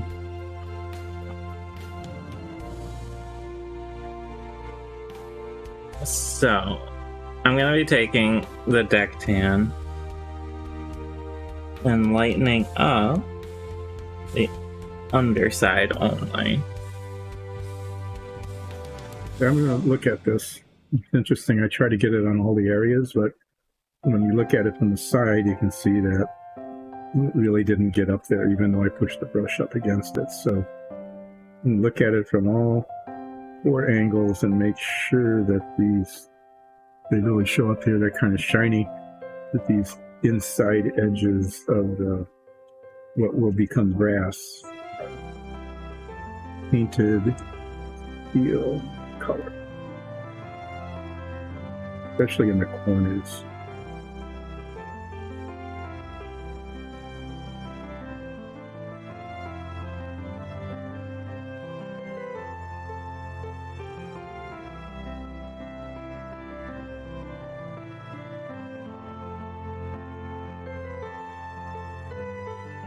The most important one is from the top, because that's a view that you're most likely to see.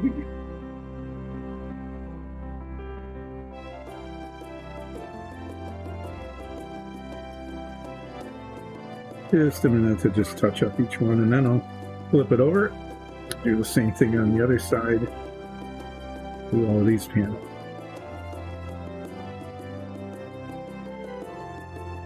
And everything I'm doing right now is just the undercoat of this, like before all the spots and everything. There's a lot of spots.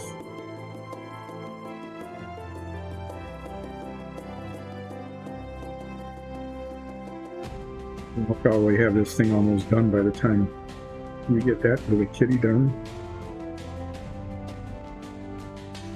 Probably.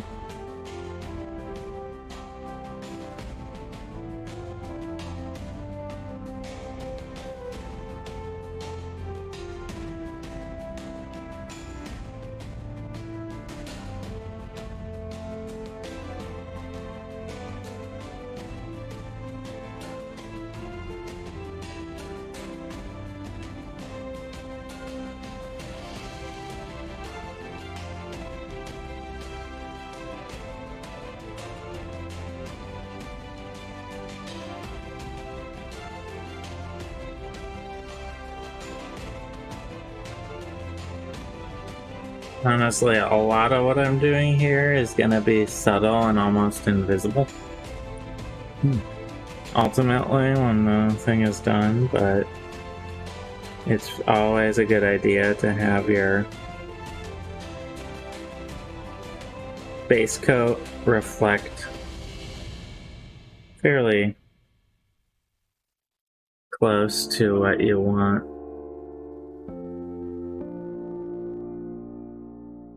The final product to be. So really what the function it's doing here is just putting a lighter color underneath the darker.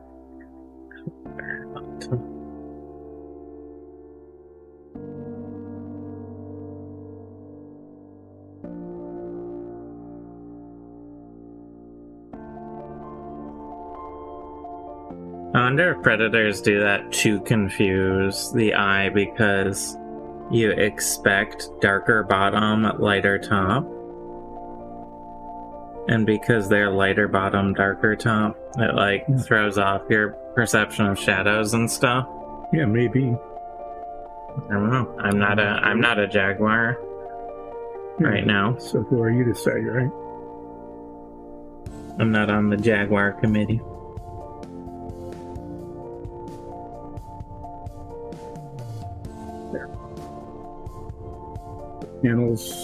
The panels are done, and we'll let that dry, and after it's dry I will paint in the brass cross-hatching, and after that's done, the black frame. Yep. That dog is greeting somebody who's probably delivering a box or package, right? Not that they can hear it. Oh, that's right. That gets filtered out, doesn't it? Mm-hmm. The magic of technology. Audio technology.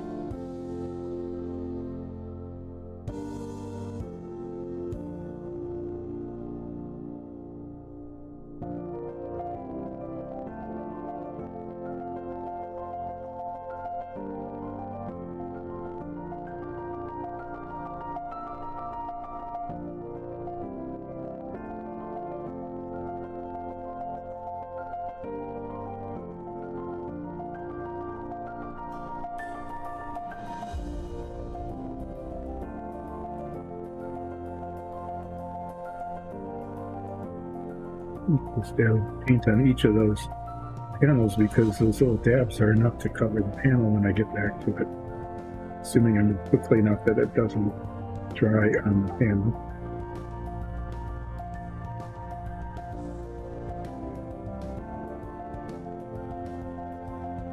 The surface, the flat surface done, and then I'll just go around like I did before and touch up these edges that need to have this color on so that there aren't any gaps in the paint later.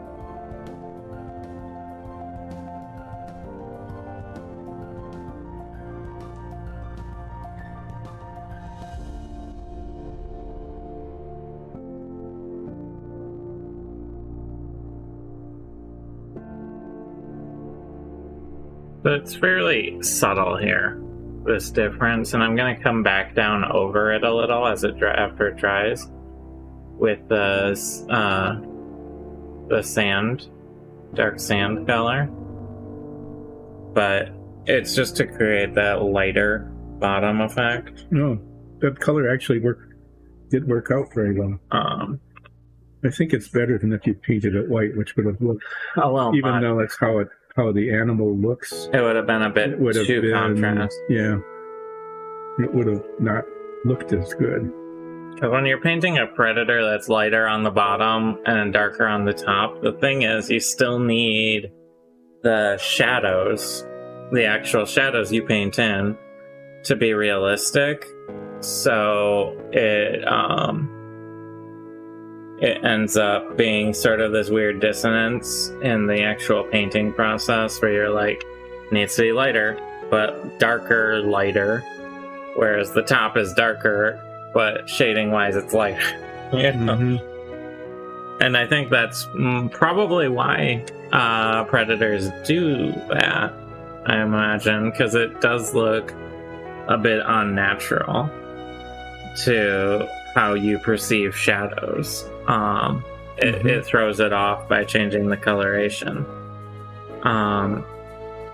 So now that that's drying, I need some of my dark sand, and I'm going to come back down over to sort of break up the line that I put in just now. Because another thing with furred animals especially is that you don't really get clean lines. So right. This thing has spots everywhere. On top of everything I'm doing. Yeah, it's important to get that base coat in now. Really, and make it look exactly the way you want it. Because otherwise, if it doesn't and you put the spots in, you have to paint over all your spots, and that is a pain. It's a pain, as you will see when she begins to paint the spots. They're just amazingly complicated, considering that they're essentially spots. So I'm just doing little feathery movements to break up the line between the gray and the sort of whitish. Weird kind of awkward thing. I'm going to open this bottle, and there's a little bit of liquid paint here in the top of the bottle because the stuff in the cap ran out just as I need to do little bits of touching up here.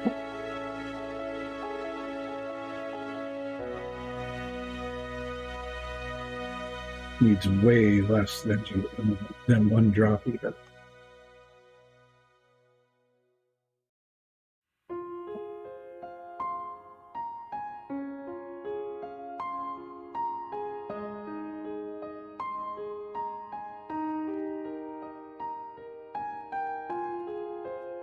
Just right, you can see very clearly where it's painted in the... So, next thing I'm gonna need to do is analyze the spots. Now that this base coat in, it's just a base coloration. The thing that really sets a Jaguar apart is the spots, obviously. And I'm just gonna... I don't want the little drop of paint there to solidify on my cup here if I can avoid it, so I'm just dropping a little water in and breaking it up so that I can wash it later when the stream's over. So leopard spots are kind of funky. It keeps saying Jaguar and leopard. Is this like a hybrid? Yeah, it's a Jaguar leopard. Or a Leo whatever, yeah. Guar. A Leoguar. Yeah. This is a Jaguar. No, a leopard. That's what we saw in the jungle, right? In the game? Or did we see a Jaguar? I don't know, you better look it up. Oh boy. To find out what it is that you can turn into. Maybe you can turn into both. Oh boy. These are all cars. There it is. I mean, alright, so luckily, Jaguars are in the jungle, right? Mm-hmm. Yeah, those spots are very different than the leopard spots. Luckily, the coloration's pretty similar. Mm-hmm. It's a little less fluffy, and it's a little sleeker.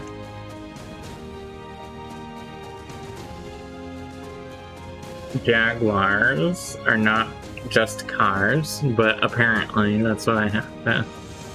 So Jaguars are in like South America, right? Mm-hmm. Where are leopards? Africa. Leopards are in Africa. Yeah, I think Asia too. There's like snow leopards. Yeah. So I'm probably a Jaguar then. No. I think you need to look yourself up. What? I don't have that available here. I'd have to leave. No. Well, it's almost break time. So on break, you could take a short break before I take a short break. No, it's okay. I'm pretty sure I'm a Jaguar. Because we were in a jungle. Yeah, we were. And leopards are They're Savannah. Savannah-y. Yep. So I need to do Jaguar. Luckily, this is pretty much the same coloration. If anything, there's actually a yellower on top, tippy top. It's darker, but that's going to happen with the shading at the end, I think. So, Jaguar spots. On the limbs, they're almost just black dots. Once it gets up to like the belly, upper arm, you start to get this sort of complicated spotting pattern that's like a couple black dots around a darker brown spot. So the way I will need to accomplish this is putting in black spots all over. And I'll probably use the NATO black rather than the black. Because if it's the black would be okay, but I feel like doing a warmer, softer black will have a better effect. I mean, getting a true black it's really hard in nature. You basically have like some birds. That's it. So I'm gonna use this. It's NATO black, and that's because it's for military planes. This NATO black to put in spots, and I want smaller spots around the face, and limbs and underside, and then wider spots from the behind the shoulder down to the tail, and they're in sort of a little random-y pattern. Now these black spots, to get the brown inside, I'm going to take a smaller brush afterwards and put the brown on top of the black, rather than try and detail a black line around the brown. It's a lot easier to put a splotch of black and then a smaller splotch of brown in the inside than it is to put a splotch of brown and then thinly trace a line around the outside. It makes sense to do it. There's a lot of times in these sorts of things, like if I was doing, when I get to the kitty lips, they have like a black lip, right? Or the eyes. It'll be a lot easier for me to put in a larger black space and then remove with like the other color up to where I want it, rather than get it in right at the beginning. So that's the basic process I'm going to be doing here. And what I'm doing, as I had mentioned earlier, the floor is going to be this dark gray. Is painting the demarcation line between the wall and the floor using this relatively small brush. So I have better control, and then I can use a big flat brush to paint the rest of the floor, and that'll go much more quickly. But if I were to use the flat brush to begin with, it would get all over the wall, so even painting the floor would be fast. Doing all the touch-up later would just take more time.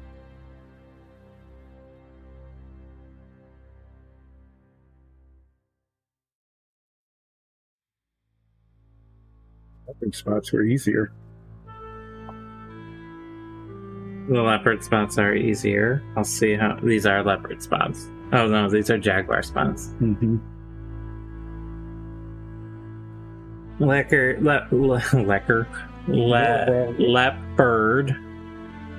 Jaguar, and Puma. I always get swapped around.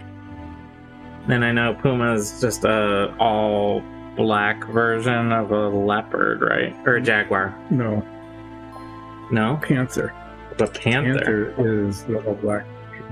Oh, well, is this a Panther I am? Well, oh my god, why are there so many spotty cats? Panthers are basically black with nearly invisible blacker spots. I think what you need to do... Wait, isn't a Puma a black cougar?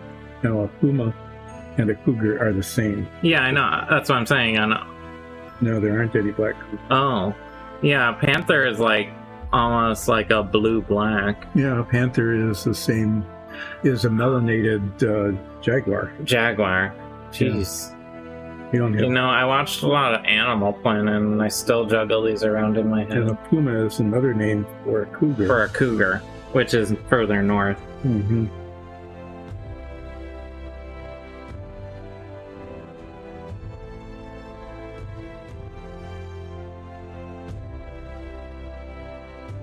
I think what I'm going to do here is I'm going to take a break and find out what you can change into, so before you get too far.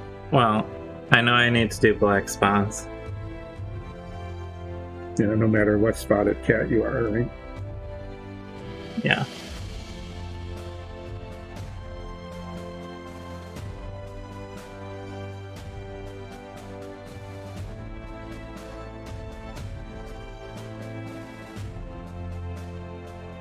Can Alexis look you up? She'll know. You can ask her. I'm 90% sure it's a jaguar.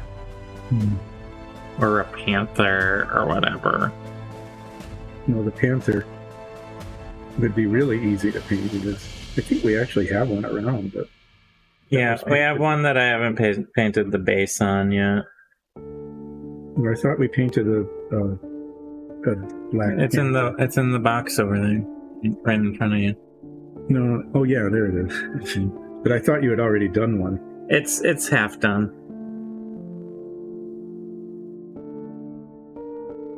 I did a jaguar already, or a panther. I don't know. A cat, a spotted cat.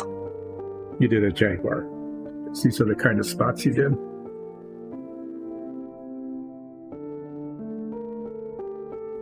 Remember that even without taking non-prescription television advertised memory aid drugs. What?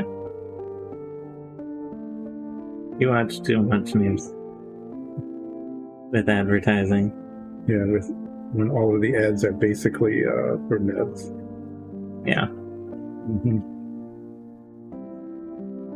Yeah, because they know that everybody who watches the news channels, no matter which side they are on, are of the old people.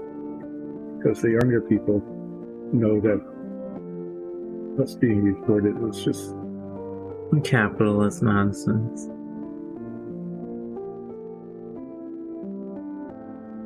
Trying to drive an artificial wedge between the working class. and between the working class and what? And the wealthy elite that own the news. The working class amongst themselves is where the wedge is being driven. I see. Well, yeah. Keep your enemy divided against itself, right? Mm-hmm.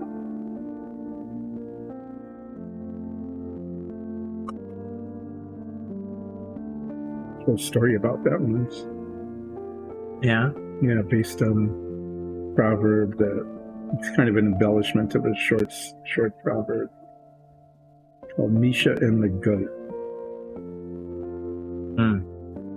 No, you probably maybe you never read it. I'm not sure if I saw that one.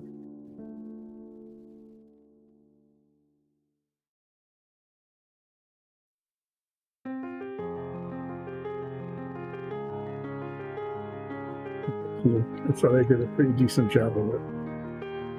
Okay, so we're moving along here. I got the corners done. I'm doing the straight walls. Trying to use up the paint in the cap before it goes completely gummy. It's pretty close to being unusable right now. That's another issue that I'm running into, is because I'm putting teeny tiny drops of paint on the end of a brush to do all these dots. It starts to dry on the brush more quickly. Yeah, and then you just have a blob. And then you end up getting a gummy blob, yeah. That's no good. So up around the shoulders to the head, it has pretty small spots as well. So I don't need to go overboard on the size of the spots quite yet until I get around to the front, the back, basically.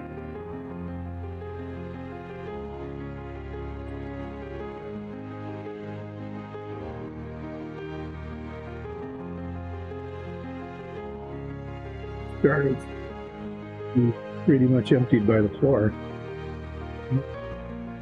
So the necromancer says, emptying paint jars.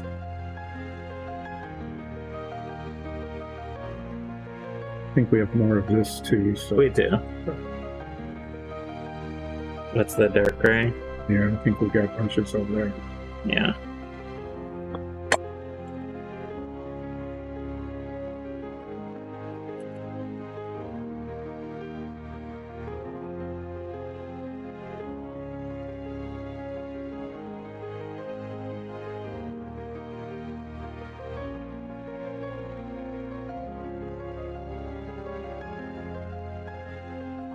This brush actually, get the clumping out, and switch to the bottle because the cap is starting to gum up a little. Brush against the wall. Good.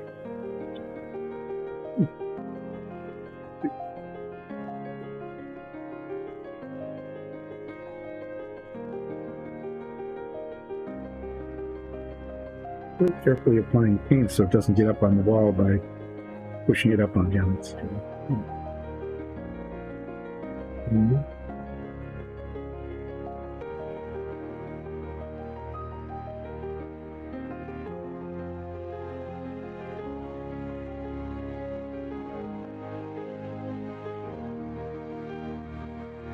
I'm doing the sides here too with the small brush because there's this little indentation that's hard to get to, and I can make the line, although it's not a perfect line.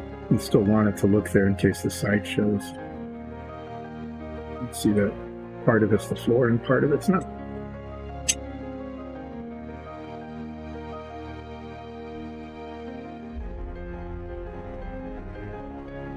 What is a leopard without its spots? Can a leopard change its spots? I don't think so. Should we make all sorts of stupid spot jokes? Probably. Oh yeah, you're getting it. I like that you're doing a good thing with the distribution of the small and the large spots on it. Well, up on the shoulder, it has a couple larger spots, I'm noticing, as it gets higher up on the shoulder. So I'm trying to create like a...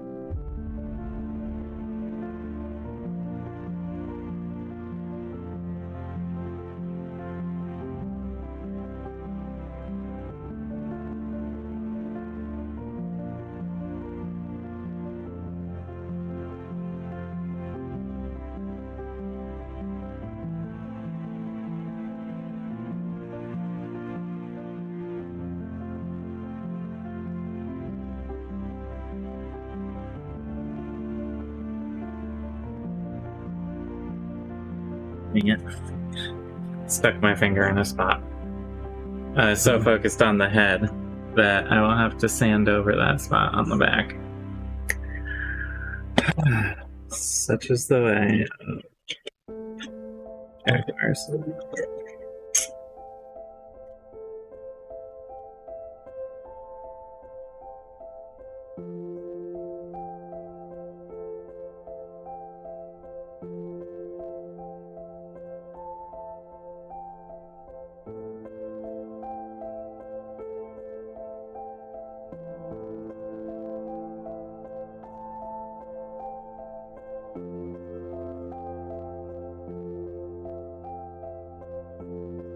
Gonna just take care of that now, or else it'll be bothering me.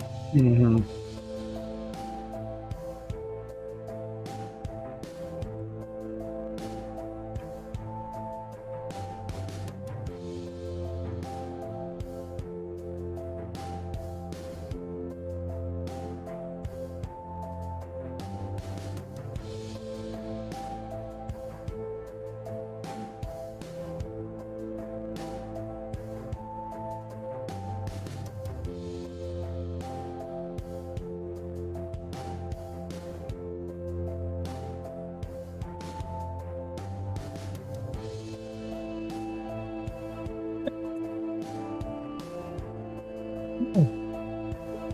The dots on a Jaguar. Yeah, there are. That's why you should have been a cougar. A cougar. But I haven't seen a cougar.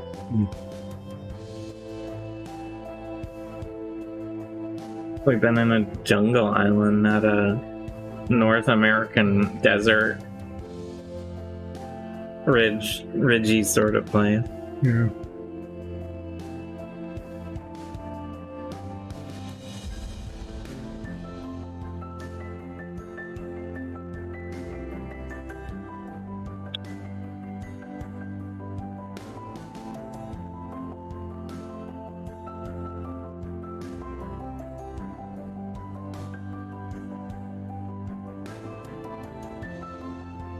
I don't know if you can find it.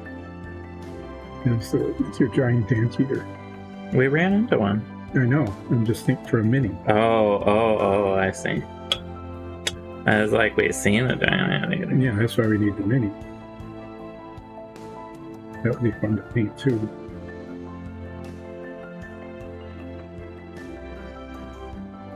I do love a giant anteater. It's my favorite animal.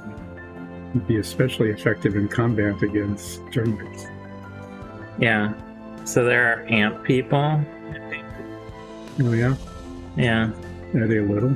No, they're like centaurs. No, well, then you'd have to be a really big giant anteater. Or a very vicious one. Mm-hmm.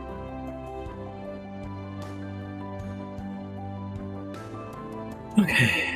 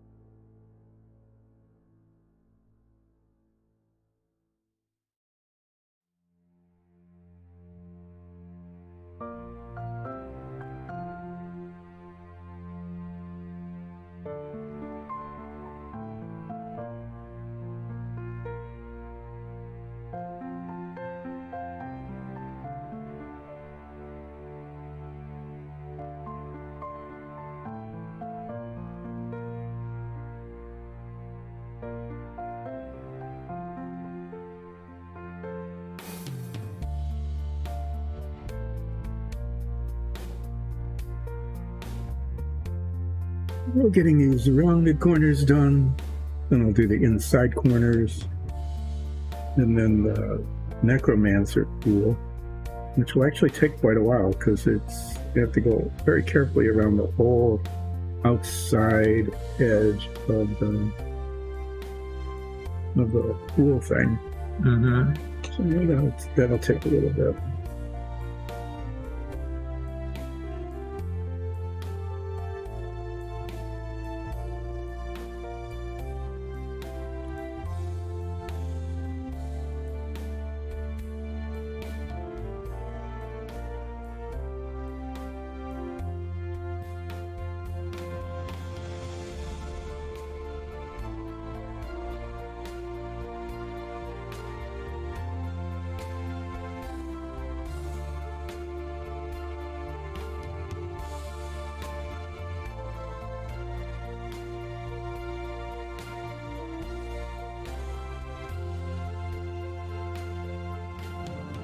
them at these edges, but you can see what I did when I painted the wall. I painted it all the way over past the indication lines, so as long as I got my lines straight, I wouldn't have to go back and do any more of the light gray.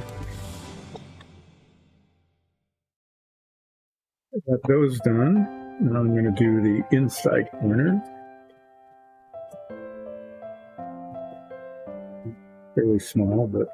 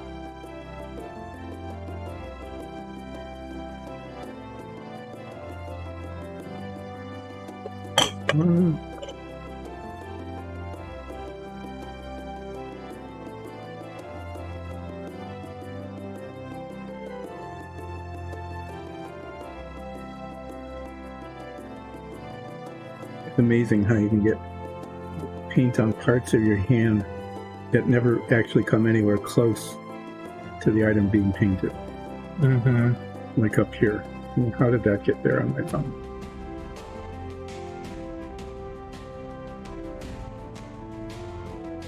This time. Yeah.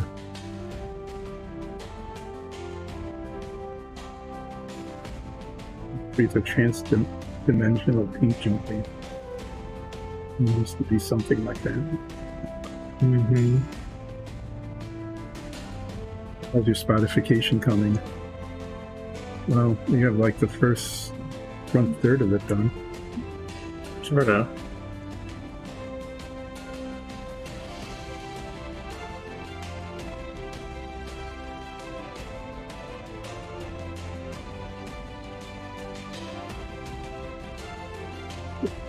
Those done. Now I'm doing the door frame.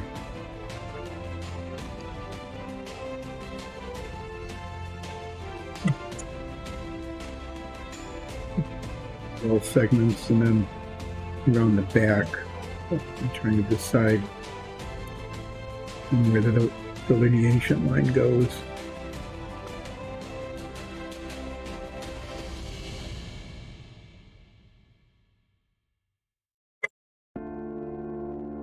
Paint up to where the black of the door frame will eventually be.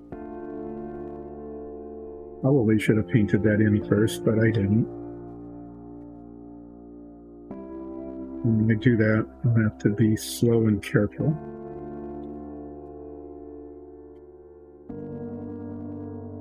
Get it all over the floor.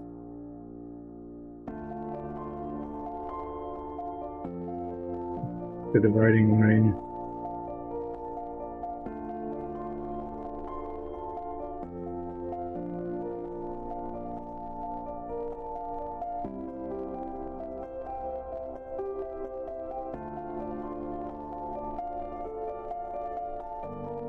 Won't really be getting the black paint out actually for quite a while for the doors.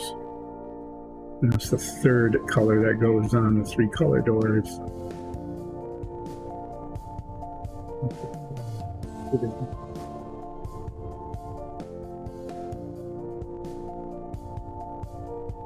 Sorry, I'm being so quiet. No, I mean, you have to really pay attention carefully because there's a lot of tiny little dots everywhere. And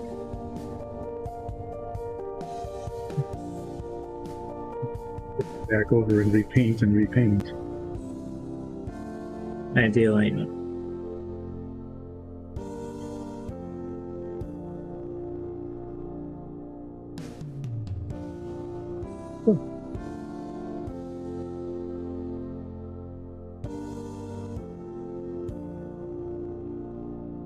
I think I'm through the smaller section for now. And then I need to get slightly larger on my dots along the back here. Not huge, just a little bigger.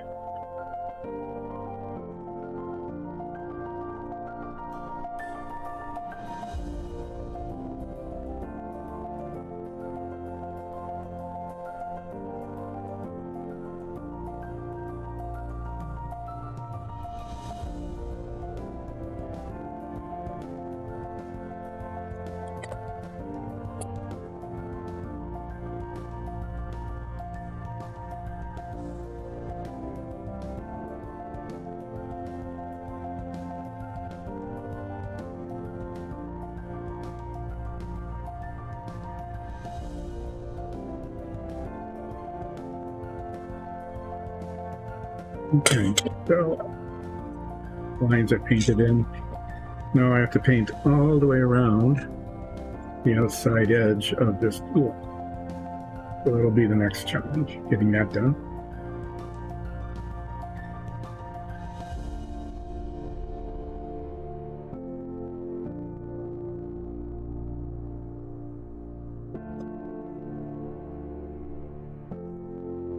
We'll start here because it's a spot.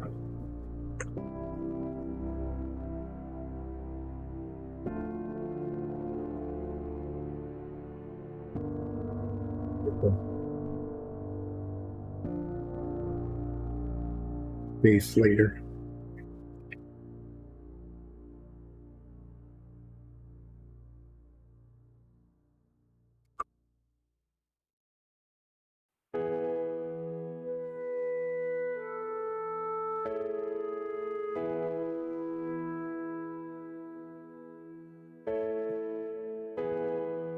This part, it's not just the top of the floor stones, it's also the gaps between them that I want to do with this brush. Because otherwise the brush will go up inside of there and you get the lighter stone wall. I'll leave the, the very corners here for the larger brush because I'm going to have a large brush out anyway. Pretty safe. But get all this area in here. I'm always like, okay, I have like a little club on the end of my brush now. After doing all these spots. And then it doesn't drop in quite right. Yeah, I know. The paint sticks to the brush instead of coming off of it. Where it's just a big blob instead of a little blob. Yeah, generally it's manifesting as like a half spot. Which is fine, because I can clean my brush and go over it again. But yeah, it's when you get the double size thing. Which, or if all of a sudden it decides to come off the brush completely. And then you got this sloppy spot sticking to your surface.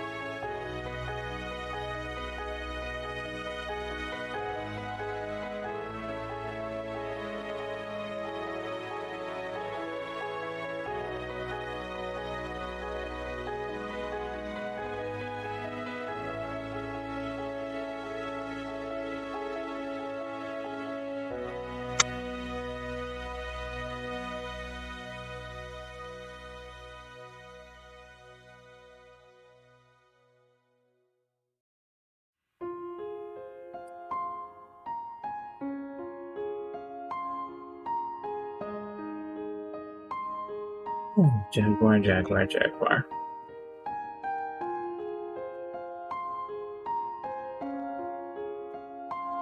just saying Jaguar, so I remember what it is. Because I know how confused you were about big cats a little while ago. I still am. When it needs to get cleaned, when it starts doing that.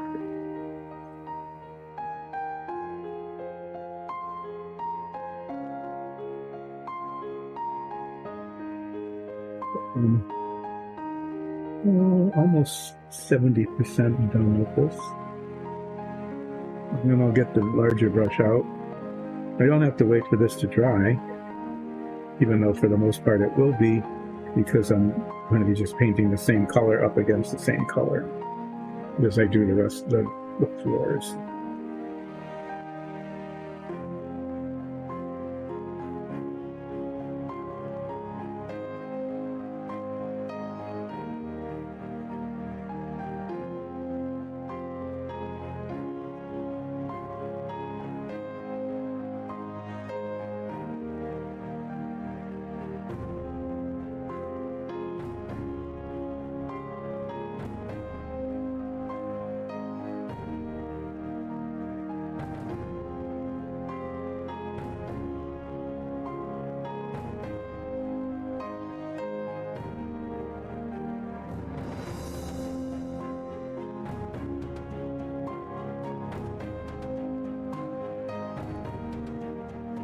Area where I'm gonna want to clean up.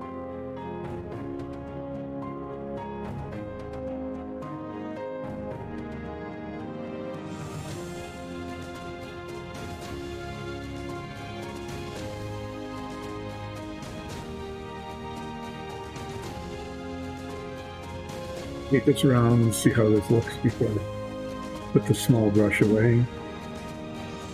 Especially these areas here. Underneath here where it isn't painted at all.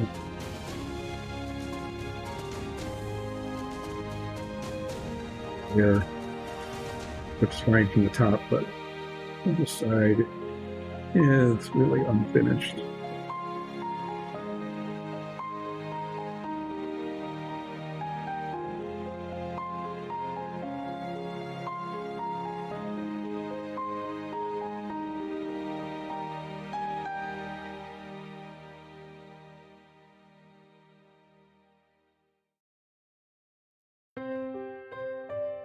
And I'll be getting the edges of this base done with the big brush. Actually, in very, when I get back around to it. So I'm going to be painting the floors kind of in the same order. I'll be going back to the ones I did first and coming back around.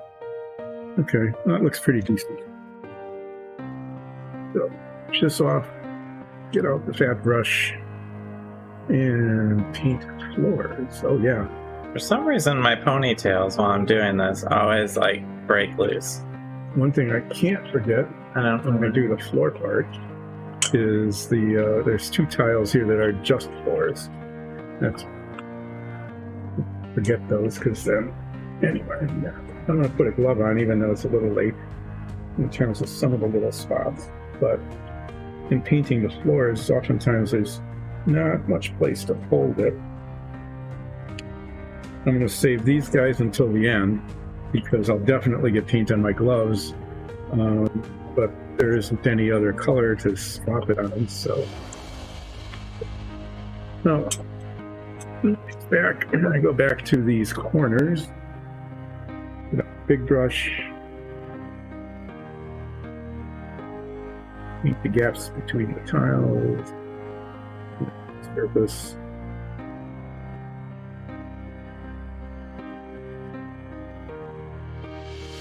You can see it very well, but there's a pretty big color difference between the wet paint and the dry paint.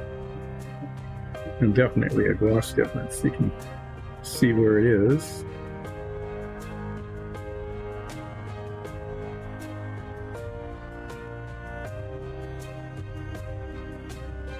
Doing a little cleanup here for a second. There's a splotch that got a little out of control there. I'll have to replace.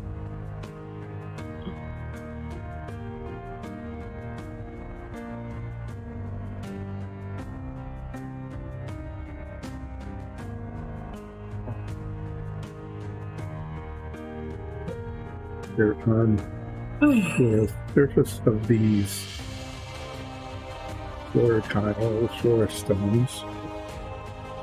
And it's okay if some of it shows, because when the highlighting comes in later with the wash, you'll want that texture to show, but I'm going to try to get it, pretty well covered so that we can control the shading with the wash rather than with wherever the paint went or not. Let's see. Looks like there'll be just barely enough paint in this jar, just like there was in the light gray jar, to finish this particular jar.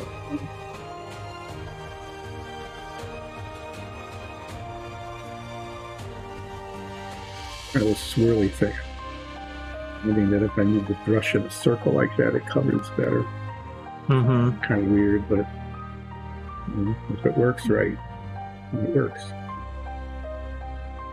And I also want to make sure I get the sides here, because those will show. Look at that, I forgot to do one of the lines down there. You forgot to do a sign? Or just a second, small? Just the line, the demarcation No, line. that's not a big deal. No, I mean, I got it in.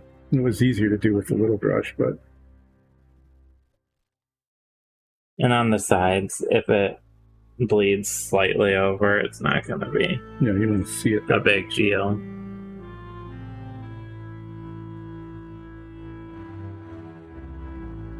Just corners. Whoa. What? There's just a blot there that didn't have any paint on it. The brush caught it and lifted the paint right off. That's odd.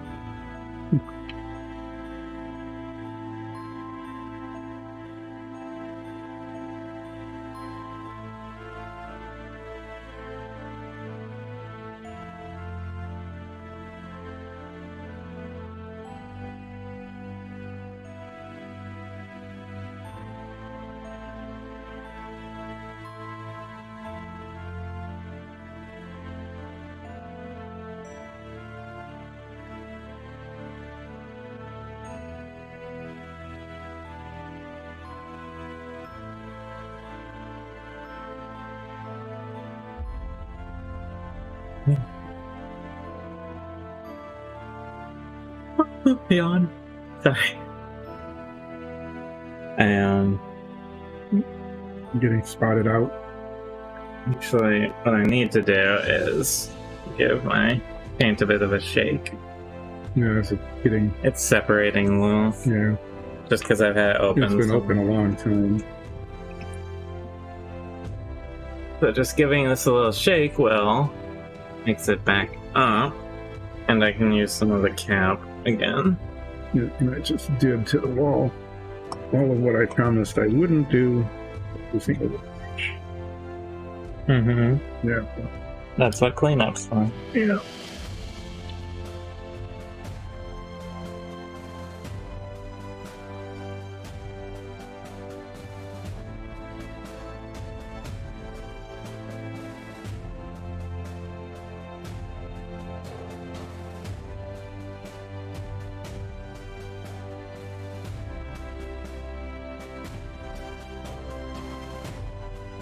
Cleaned up that shoulder. Alright, kitty cat.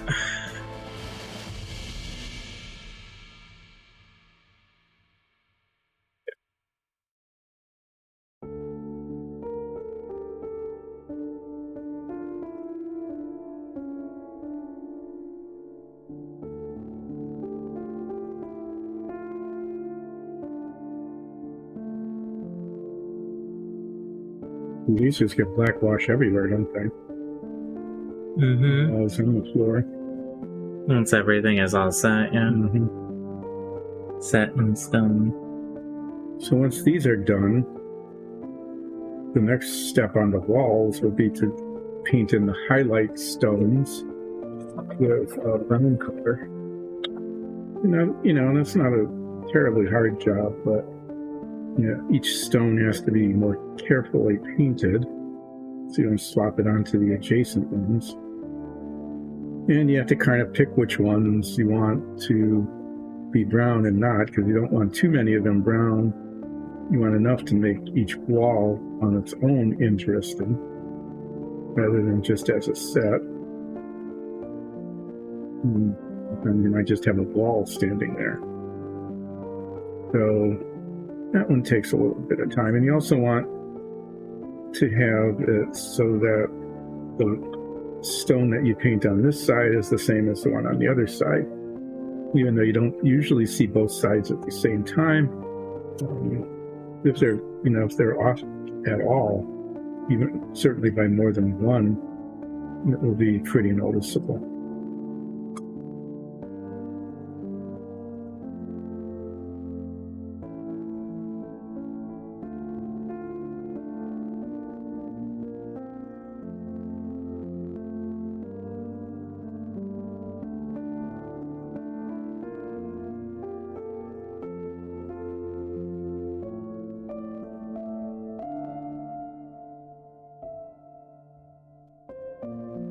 Oh, cat. Spotty. Cat. I should have just done a panther. Yeah, black. Yeah, but then you wouldn't have, the ability to fill the time here. I know. And I'm sure the viewers are enjoying you watching you laboriously Put spots. It's all over. See, and ends up looking just amazing. Yeah, well, this is halfway. Getting, once these spots get on, then I have to do the center of each spot, at least the big spots. Mm-hmm.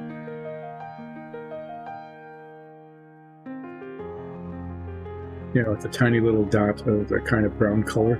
Mm-hmm. Probably sort of yellowy brown, maybe flat earth or whatever this is, or yeah, I don't know. Probably flat earth.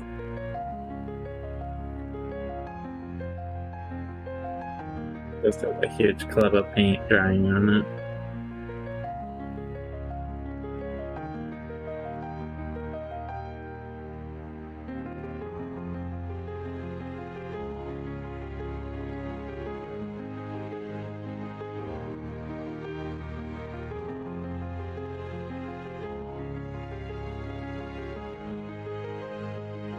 Those two spots joined. I'll have to edit that later.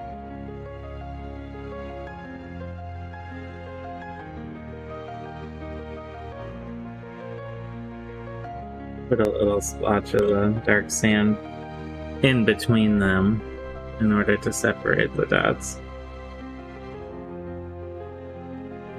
Bigger than I wanted, but that's okay. It's on the underside.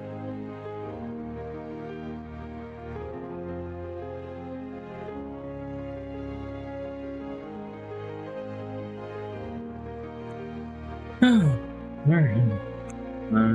Jaguar in process. You can see how much that sort of lighter color is fading when you have the spots over it.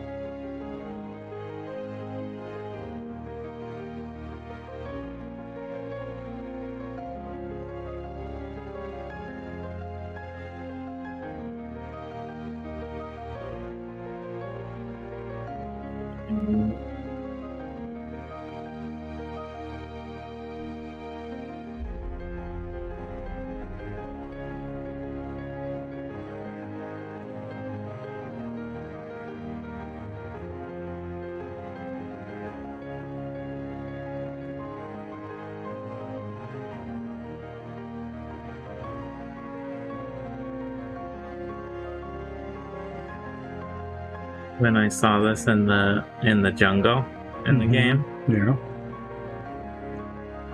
It was well spotted.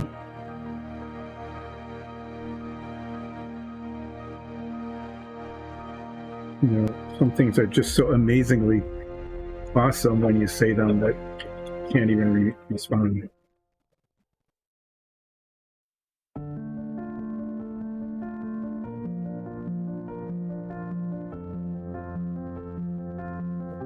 What did I just do with my glove? Oh god. What? Oh no. I just screwed up a section of this with my glove by spreading paint. You got the paint on your glove. Yeah. Yeah. Ugh. You need to go back to base coat even. In one area. Yeah.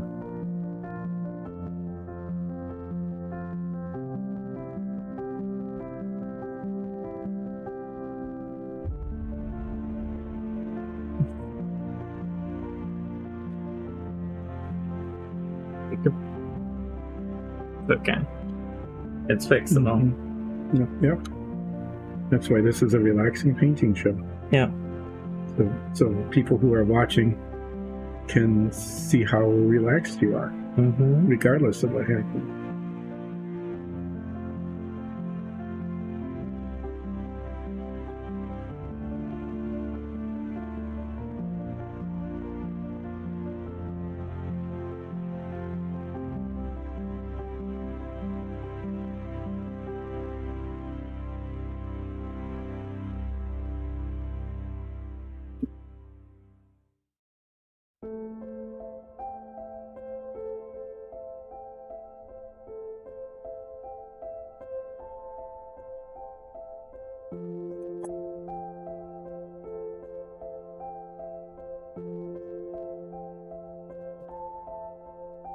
More of these plain walls, corner wall, 2 corner walls, inside corners, and the door lintel. Doorway. Paint the floor color.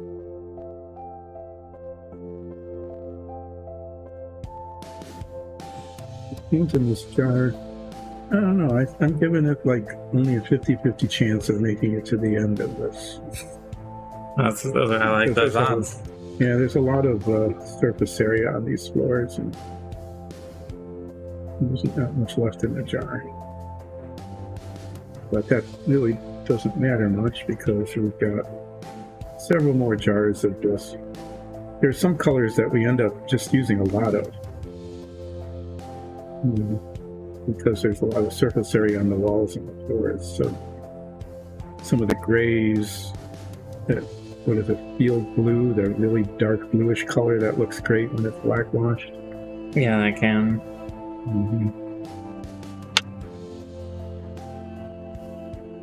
Up for a second. I do spot surgery.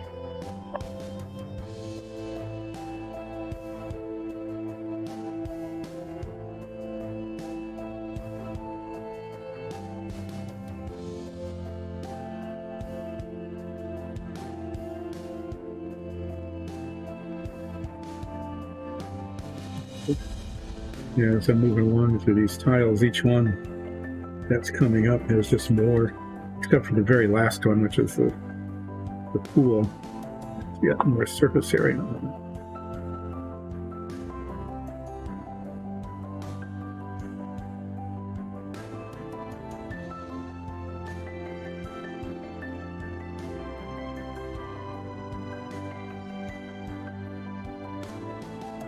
Going through all the trouble of getting the gray paint down in these cracks here, and then when we put the black wash on, you'll see that the very first thing we do with the black wash is run it down in the seams between the stone. Yeah. Get black. But again, yeah, it's a lot easier to control it that way than to try to not get gray paint on those spots to begin with.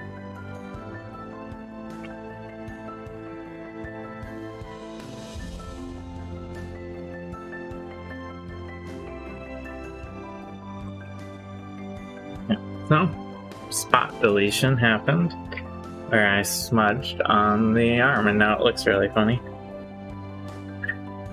Yeah. Oh, yeah, there's this spot free zone. So I need that to dry before I can do anything to it. And I don't want to smudge it more. I'm going to need to take a little bit of the deck tan and put it back underneath as well, where I had to go down a little far. So I'm going to go grab some more coffee. Okay. While that dries, and give myself a minute to not be upset about right. that. So, I'm going to turn the Jaguar over. Since I'm not going to be very long, we don't need to switch to the... No, you don't need to switch your side off. Or my side off. And stuff. We're going to set up a scene where it's just your camera for you, though, so you don't have to move around. I'm switching it to the side that's not screwed up, so that when I come back, it'll look nice. You can just watch me paint floors here on this side, and you can watch paint dry on that side. And I am going to grab coffee.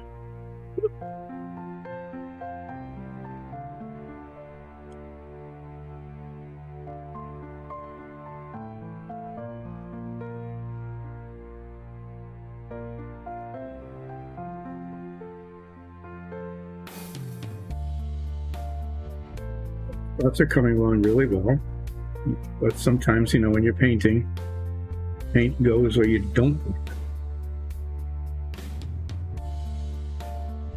Sometimes it's easier to put paint where you don't want it than to where it is. Some of these miniatures especially are hard because they have surfaces that need to be painted that are really hard to reach. When you get your brush in there, no matter how hard you try, it bumps against another color that is, on the way into that little crevice. And you have to go back and touch up that spot. And since that's another spot that's probably in a crevice, you can end up going back and forth a couple of times. You don't want the paint. Fortunately, most of these paints are really, they're not very viscous, and so they don't show brush marks much at all, and you can layer them if necessary, several layers deep, without creating textures that are wrong or losing detail. At least, for the most part, that's true. Most of what we're painting, that's really not an issue. If the paint builds up on the floor a little bit, that's stone, so what, right? But if it builds up on your sword hilt or the eyeball of an animal or other kind of detail that's important to the model, then the viscosity, thickness of the paint, how much it builds up really becomes an important factor. That's kind of why the washes are nice, is that they are so dilute that they don't build up on the surface. But whatever detail you had left over after you painted it with the base coat and the highlight coats, you don't lose with the look.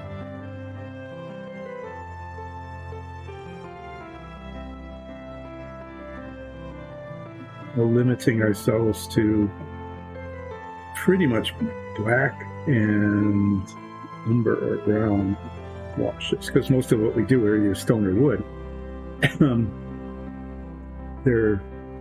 We have a green one that we used on sewer tiles, and that's pretty cool. It creates a really nice impression of scum with that growing in the sewers. Use that on gray paint. That turned out way better than we thought it would when we first did it. But we also have a blue one that I think we've used like once, and that we haven't really had an occasion to do that again. But you can get all sorts of colors, orange and red and whatever. Some that are specifically made to look like rust. You can do all sorts of really cool things if you've got the patience and the brush control to really make things look nice. Most of what we're doing here, these are just big dungeon tiles, and they're made to be played on. So they're not display pieces. They're not the kind of thing that you'd be looking at with a magnifying glass or the detail and things. So it's not as precise as you would get, say, on a minifig or a set piece that would be to be looked at rather than played with. These are designed to be used. That's why we have magnets in them, so you could take them apart and rearrange them and things like that. More important to get it well coated. The paint doesn't flake off all over the place. And to give it a weathered look so that when you're looking at it from, your play distance, you're not looking at it from inches away. When it's on your game table, you want it to look dungeony. The point of creating a dungeon set. Welcome back. I stopped for a second to see how things were going up there. Apparently the puppy has been a very good girl. Got a special treat. Oh, really? Yeah. You didn't say that ironically, you really meant it. Yeah. Like the puppy's been an actual good girl. What treat did she get? One of those chewy sticks. Oh, yeah. Those last upwards of a minute. Sometimes. Yeah, they're hardly at all. They're supposed to be like an all-day chew, right? I mean, so they're like, we don't do rawhide or bully sticks because those both can carry salmonella, which doesn't generally affect the dog, but it can affect the people holding him and handing them out more. Is the higher risk because they're both like uncooked animal product.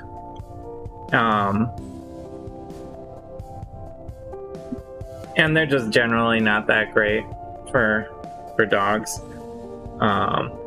And gross.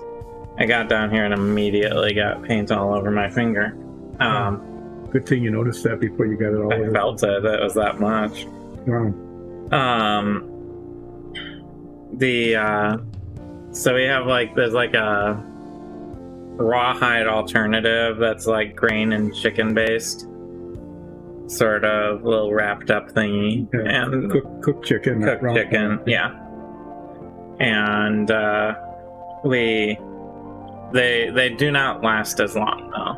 It's softer than like a rawhide, so.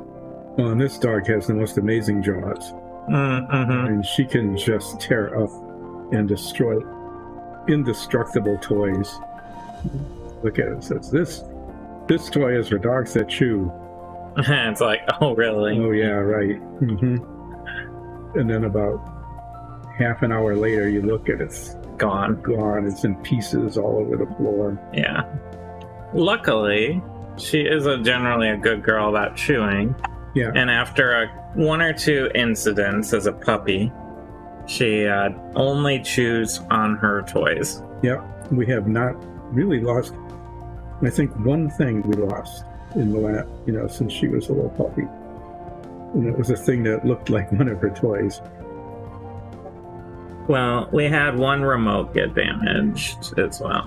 Oh, early on? It still functions, but it's got some scrapes on it. Yeah, well. But, The remote. It's shaped like a dog toy, I guess. Touch. Okay. The magnets jumped at each other there. Because of magnets? Yeah. So, we'll start painting this. Let's see how far we can get.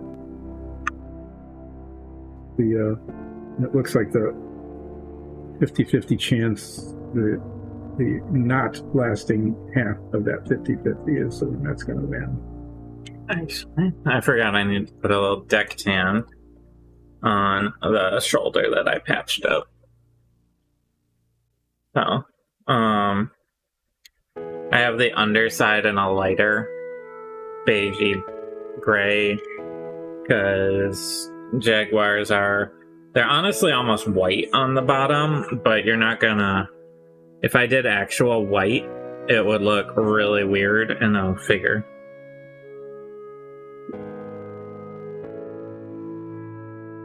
So I have this sort of off-white. It's actually called deck tan, I think, because it's supposed to be for like a ship deck. Mm-hmm. Sort of like a teak almost, I guess. Well, it's lighter than a teak would be.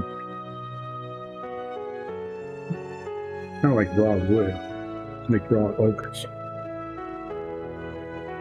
But it does the job here. To just sort of lighten up the underside of the Jaguar. Alright. Now that that is on, it will need a minute to dry. So, let's flip this around here.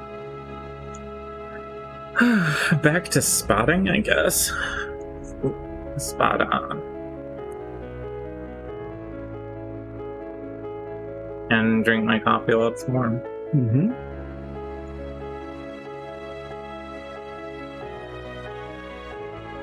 I like hot coffee the most, and I'm okay with iced coffee. But like something about room temperature coffee. That's why they call it tepid. Tepid? Yeah, so that tepid. It doesn't sound good. It doesn't sound like a good word. Room temperature. That doesn't sound bad because, that's the temperature you want in a room, right? Exactly. Yeah. But tepid is kind of like, well, it's warm, but not warm enough to be comfortable. Just warm enough not to be cold. It's not a good thing. Oh, let's go out and get some tepid drinks. That would be really refreshing, right? You just never hear that. I love a tepid drink on a hot day. Mm-hmm. Or on a cold day. It's tepid, right? It could go either way. So it's versatile. It's a versatile temperature, but not one that usually is used to describe something that's ideal.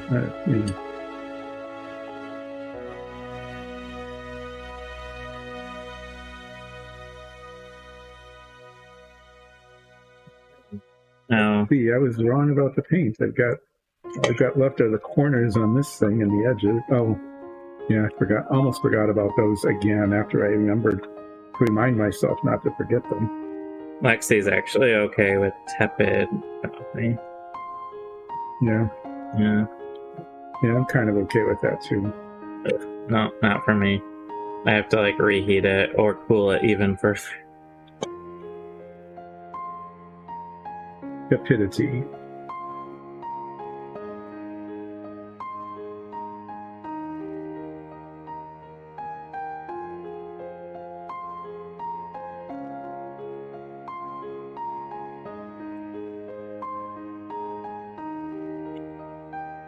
So what you're seeing here is how a leopard gets its spots. Mm-hmm. Right? Yeah.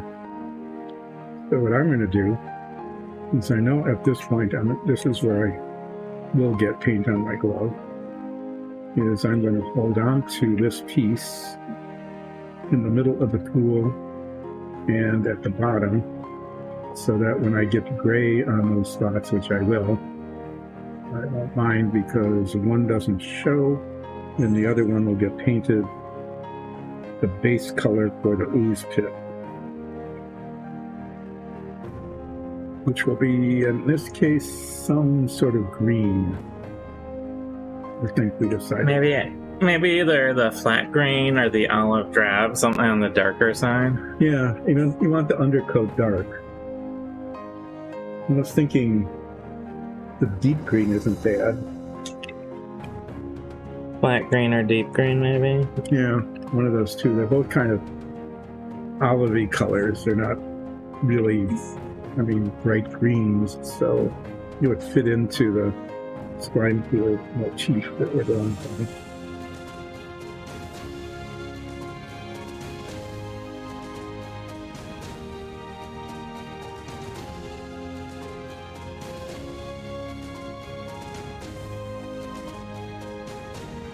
I've prepared my leopard. Okay now? Yeah. We spotted the unspotted spots. Yeah. from the edges. Let's make sure I didn't miss anything.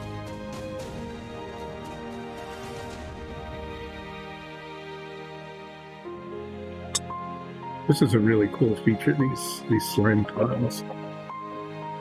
Yeah, I really like them. There might be enough paint here to finish this, we'll see. It's getting a little gummy on the bottom, but everything here is the same color. You know, I get it on the glove. Needs to be retouched later, maybe. The edges. I don't know. Actually, I guess that would work. After I finish painting parts that I'm not holding, I'm going to just stick it on there. I'm trying to be a little careful, actually, here, and give it a little more drying time so I don't run into the same problems. Instead of touching it and spreading it. Yeah. I normally like to work a little looser and faster with my drying times because I want to keep things going for the show. But I probably don't actually have to do that as intensely as I do. No, because people can watch me paint floor tiles. Mm-hmm. Oh, look. It's going from black to gray. All over. Isn't that something? You know, I never updated our little text scroll. No, you didn't. It still says tavern, I think. Yeah, maybe I'm gonna grab my keyboard here. You gonna do that? And change. I know it's a little too late sort of here, but let's call it Toon and Leopard.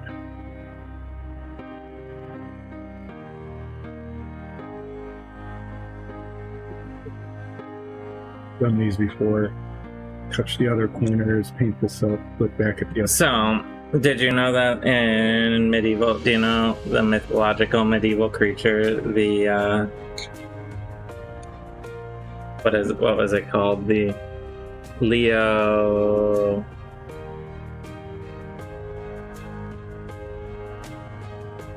The Camellia Leopard. Camellia? Camellia Leopard. No. Was that like color changing lizard or something? It was part camel, part leopard. It was a hybrid creature between a leopard and a camel. Mm-hmm. It was a mythological medieval creature. It had a constellation, even. Really? I didn't know that. It was a giraffe.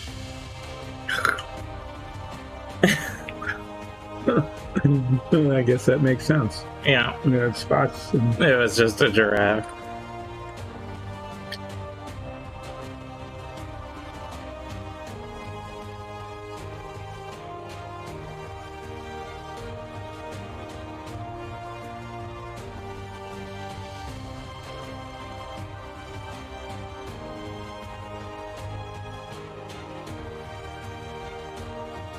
Using a bottle to hold it upside down for a second here while I get a tiny little area on the leg.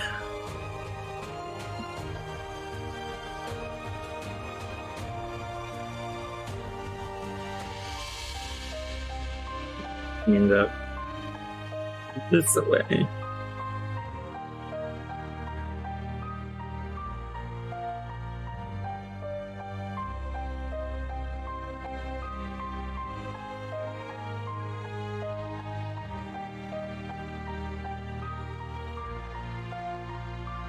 It's funny, I prop it up on its back, and then I move away the bottle expecting it to fall over, and it just stays there like a real cat. Right. Mm-hmm. Alright, so the only part I have left, I am almost done with the spots here, is the end of the tail.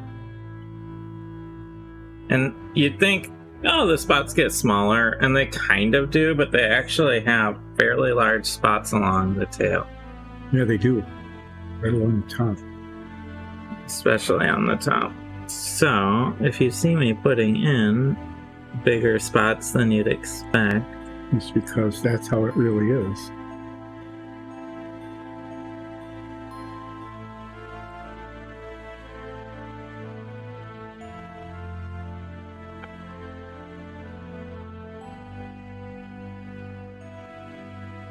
Okay, so I have the floor base color in. This, I get the pleasure of throwing away 2 empty bottles today. Wow. Yeah. Think about efficient use of painting.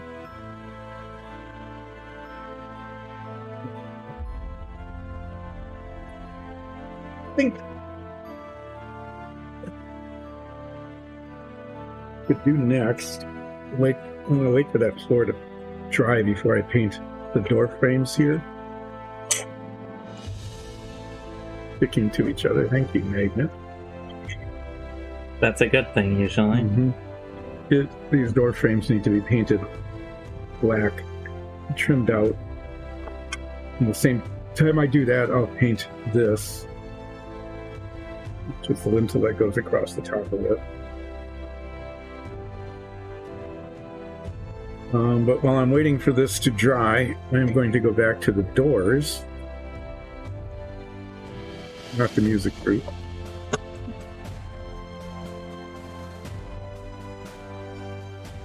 How is this possible? Why did you smudge? I gave you so much time to dry.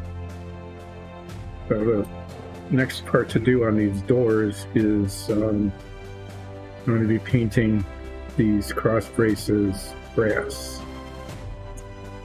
I'm gonna be cleaning up these spots again.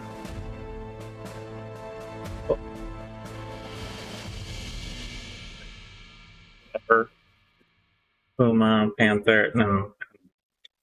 The black cat. Panther. The not spotted one. The panther. It is spotted still, but the one that's but it's less dark, you can't visibly see it. spotted. So basically it would be like that, the Jaguar, and then you would go over it With way black too much paint. black wash. Or just black paint and paint over all of the detail work that you did. Yeah. Okay, so what I need is a little cup into which I can put a dot of brass paint, which is this. It's called, hopefully it's called brass. And it's, again, another one of those paints that essentially all you need is like a drop. Most of the metallics. This one's a lot thicker though. And what I learned my lesson last time is I need to use a pretty fine brush on this, otherwise it slops over onto the panels and then I have to touch those up all over again. Unless you're painting a iron golem or like a fully suited metal knight or something. The metals often are very limited in use. Yeah, I mean just a little drop here or there. I'm cleaning up these smudges rather than having smudged it so bad that I need to paint over it again, but it's still very Annoying. Okay, I'm going to move some of these your direction. Kind of in the way. There. Okay. I am going to stop on the spots for the moment because I think they are good enough to go on to the next stage of spotting. Although I'm going to divide, there's one spot here. It's actually 2 spots and it looks a little too joined together. So while I have a little bit of the base coat color out, I'm just going to finally separate them. You know, I'm taking this brass paint, making these clean edges along the steel panels here, but I'm painting it up onto this other surface here that's going to end up being painted black because it's actually recessed a little bit, and if it isn't in there, there will be a gap of the rock color. I'm putting my Jaguar on, and now that I have the spots in and I don't have to twist it constantly as much, because a lot of the darker spots are, since I'll lift my camera up because it's not elevated, I'm going to put it on a painting handle because it's just I don't have to twist it around so much and get the underside anymore. And it'll be about, well, I want to say like 90% less likely I'm gonna smudge the paint. But if I'm honest with myself, it's gonna be like 5% less likely that I'm gonna smudge the paint. Right? Yeah. A little smudge here or there. So I was thinking flat earth for the spots, but I'm actually looking at them for a while here. They have a reddish tone, and I'm thinking of doing red-brown. Oh. Yeah, actually, that would be probably a good color. We just had a disconnect on our stream. Oh, okay. So this is a YouTube exclusive section here. What you're seeing. Thought we had fixed that. I thought it was fixed as well. Because we got through Monday without me, right? But then, it might be Comcast too. I'm gonna see if it comes back. If not, I might have to solve it more. Should I put in the face first or fill in the spots? No, fill in the spots. Because that's the kind of thing that you might have to go back over a couple of times. The spots? Yeah. Yeah. What do you think of it so far with the just the black dots? I think you've got the spot coverage on there really nicely. You like that? Yeah. There's a good variation in the size of the spots, so there's a lot of that keeps it really interesting. Mm-hmm. Okay, we're back up. Sorry, everyone watching live. Hopefully, it'll be back. It says we're live, but unstable. Yeah, that's our internet service. It sounds like I've heard from some people who live in here that there's internet issues. Live in this area, that there's internet issues around the area. So maybe it's not just us. But... Yeah, we were talking to someone yesterday who lives a little bit away from us, about a half mile away, and their internet just disappears. And one of them is working from home. Mm-hmm. And some of us are trying to run a stream. Also working from home. So. But, when you're in a Zoom call... And you drop. With bosses that are 2 levels higher than you, right? And you're dropping out. It's like... So, this is pretty Jaguar looking with just these spots. But actual Jaguar spots have a brownish center to each of the spots, and it's more like an outline or just a couple it's not even like a disc. I don't know what the word would be. Like a round black spot. It's actually like almost like mini spots making a circle around a brown thing. Mm-hmm. Around a center brown spot. That's gonna be mildly difficult to do. Yeah, I mean, if you had a much larger model. If I had a larger model, I could do it more detailed, but my main goal is any of the larger spots.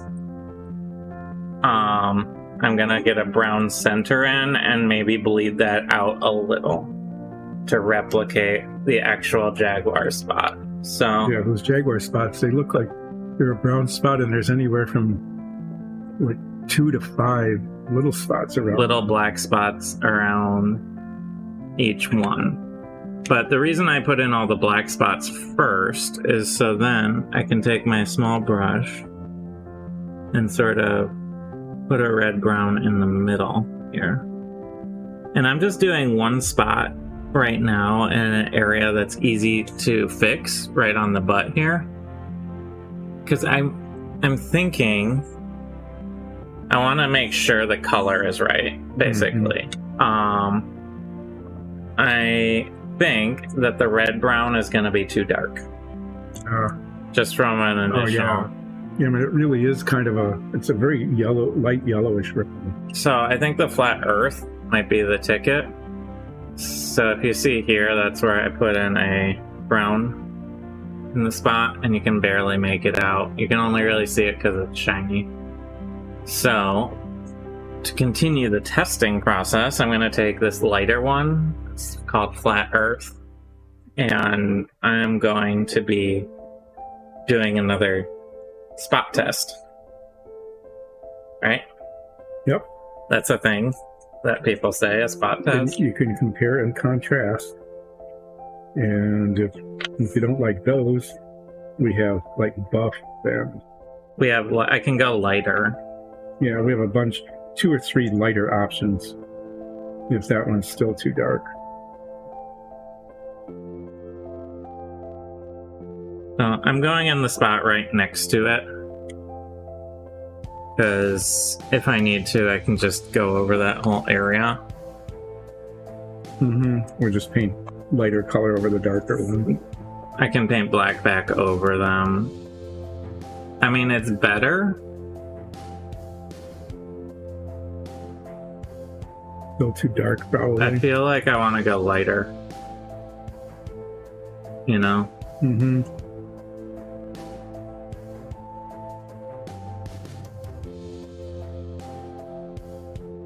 So the red brown's on top, the flat earth is... Oh yeah, you definitely, almost like the body color. I know, it almost needs to be the body color. This is a horrible named one. Maybe this one, it's yellowy. Yeah, that might work. I think that's actually the one you used.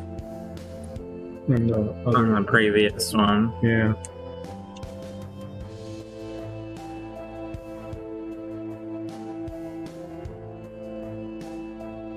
I'm gonna choose another spot and try this sort of weird yellowish color. Oh. We're gonna see.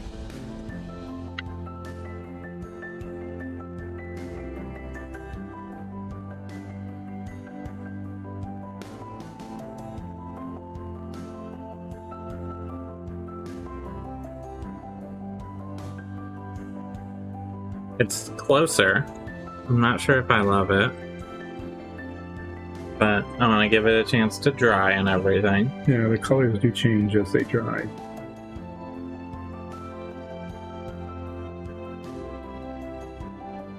Yeah, it's closer to what it is with a contrast.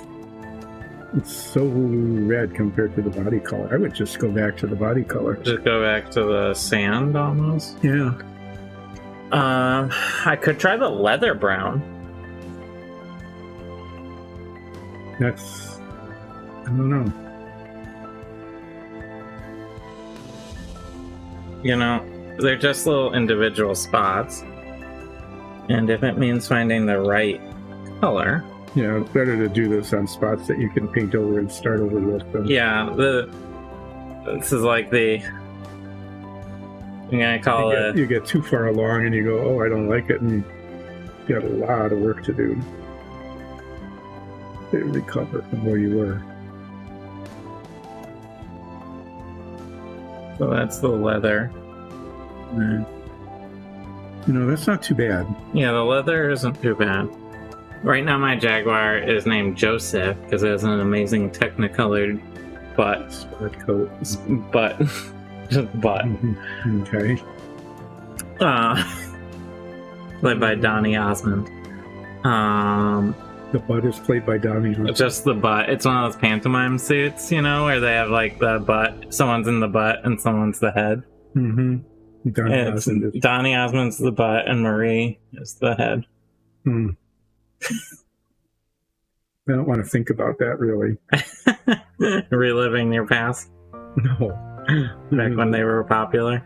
Yeah, but they never did that. That you know of. Allegedly. I think if I want to not do... I think these bottles are messing up my focus here. If I want to not do the same color, honestly, that leather brown's not bad. It's got sort of this reddish, lighter tinge to it. I might go that way. It's not too bad. Can you control it well? Or? Oh yeah, it's fine. Yeah. It's a Vallejo, so it's on the thicker side. Yeah.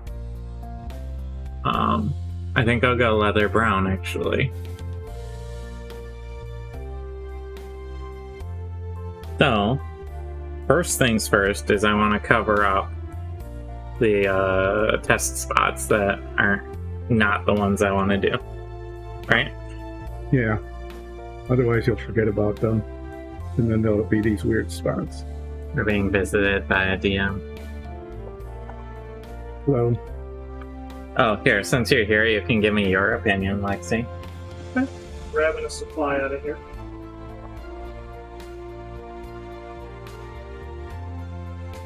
So I was trying out different spot colors. I was thinking of going with the leather brown.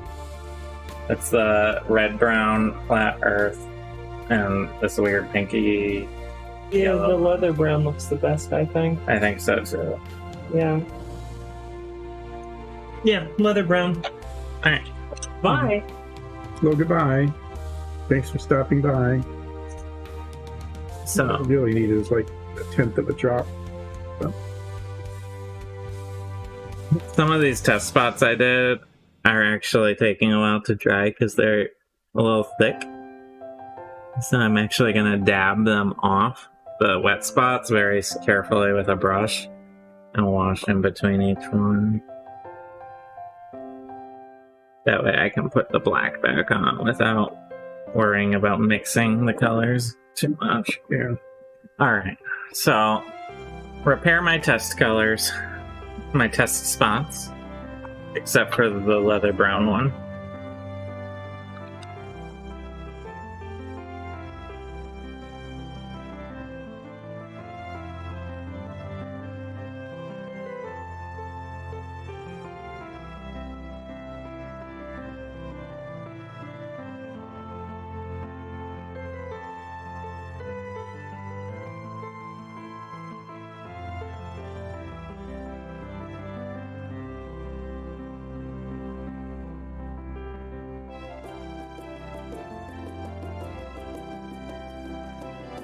Somehow, I got that all over my hand.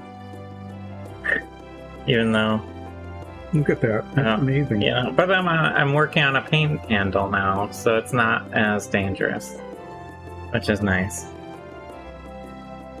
So for this, I'm going to be using my smallest brush,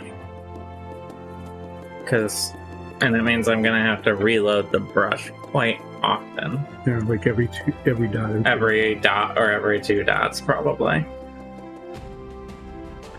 Ugh.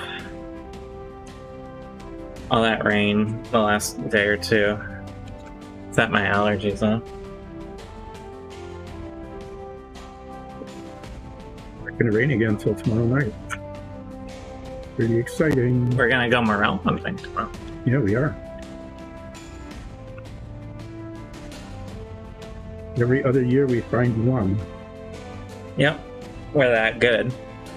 Every other year we find one morel. We're basically masters at morel hunting. Last year we didn't find one. No, last year we found one. No, it was the year before. Was that the year before? Yeah. Oh, jeez. Yeah. So I'm just making sure I got both sides of both of these doors. And my mom's the only one who ever actually finds them. Mm-hmm. She has the most experience and is the most attuned to the mushroom. Right. Yep. Okay. So check that out. That looks okay. Grass aside.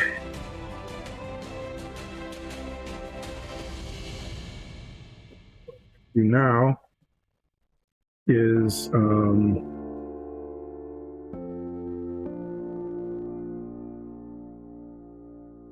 what I think I'm gonna do now. Maybe work on this guy. So this is a gold armor suit. Carrying a sword, so the sword will be steel or some other kind of bright metal kind of color. It's being supported there, and I'm going to leave that black just to do it if I can get away with that. So I guess the armor is going to be painted gold, and the sword will be painted steel, and there's a hilt on it that, I don't know, it could even paint it like bright red or something. You think? Like a gloss red. For what? The hill? Yeah. Maybe not the gloss, because if you... I'd do a flat red just in case you accidentally get it somewhere else. It'll be way less of a pain. I'm actually going to paint that first, because I'm going to be painting up to it with the gold. And I like to paint, Nikki likes to paint under and then on the top, and I prefer to paint the top and then paint it. So I'm going to find the scarlet, which is a red color. Is not that. You're looking for scarlet? Mm-hmm.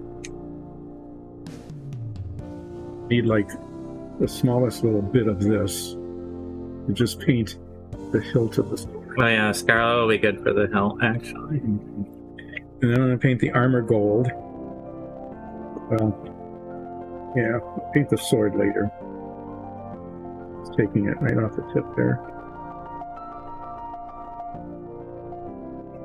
It goes on a really bright red, but then it tones down. What do you think so far? Yeah, that looks good on those dots. That was the right choice. Oh, yeah, that's the right color. Because it doesn't just repeat the body color, but it also isn't way contrasting. Like way out there, yeah.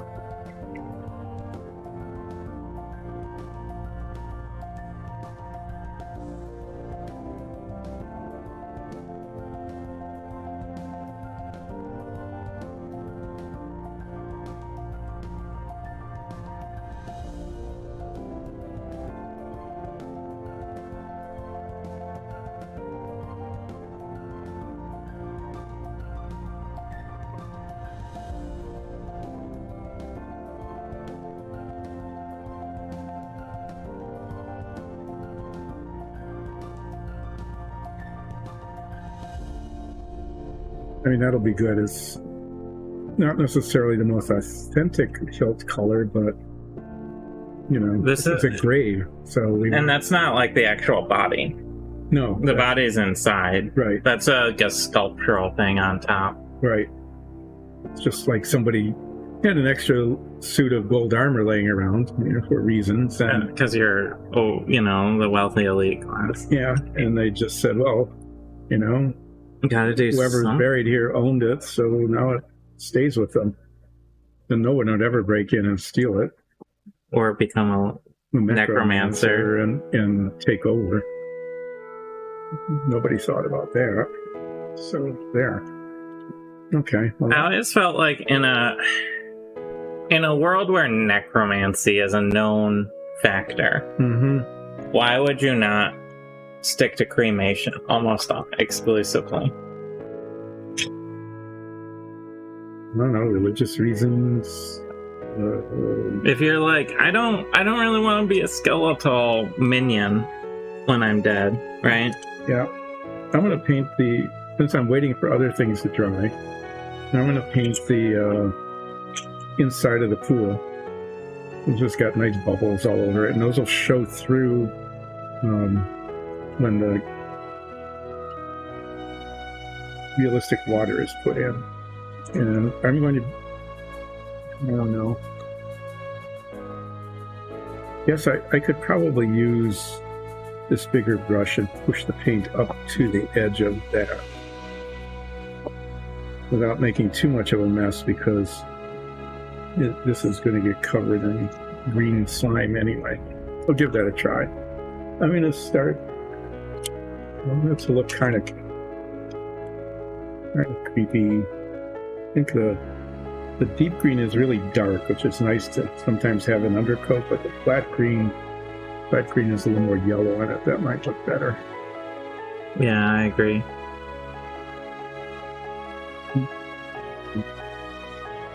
Well, a lot of that's going to get covered up, so you don't have to worry too much about it. Dark green. You're looking for flat?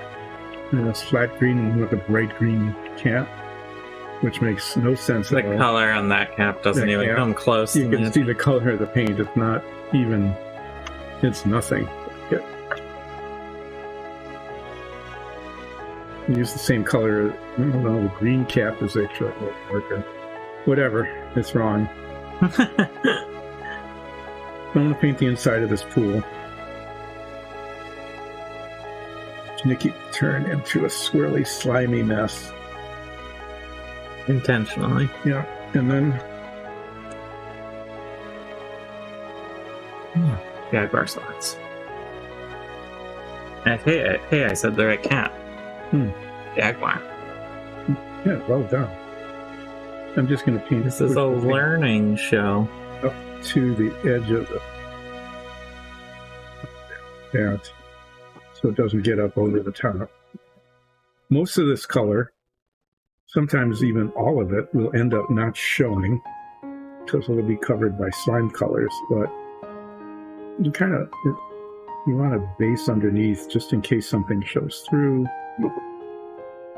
or there's a transparency and you want it to be a uniform green color underneath. Anyway, that's what we found in the past when we've done the 3 of these things now in different color tones. That making sure that it's a uniform color on the base is a good idea.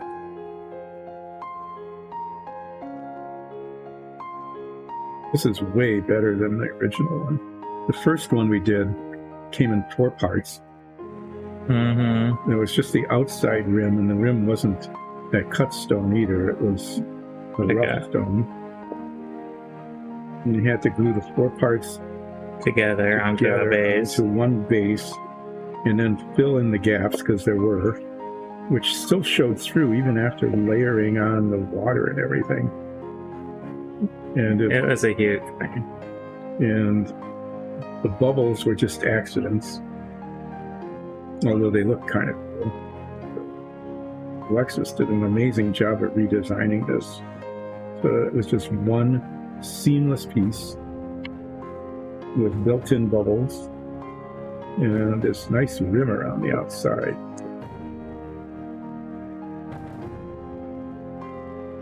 So even though the rest of the layer looks kind of rough because it's just an old crypt, this was obviously built later. A new installation by Necromancer. Necromancer, who cared about his slime pool, their slime pool. Yeah. They built it with really nice stones. Didn't care about the rest. I mean, who cares? It's just built, crypt, right? But definitely cared about this.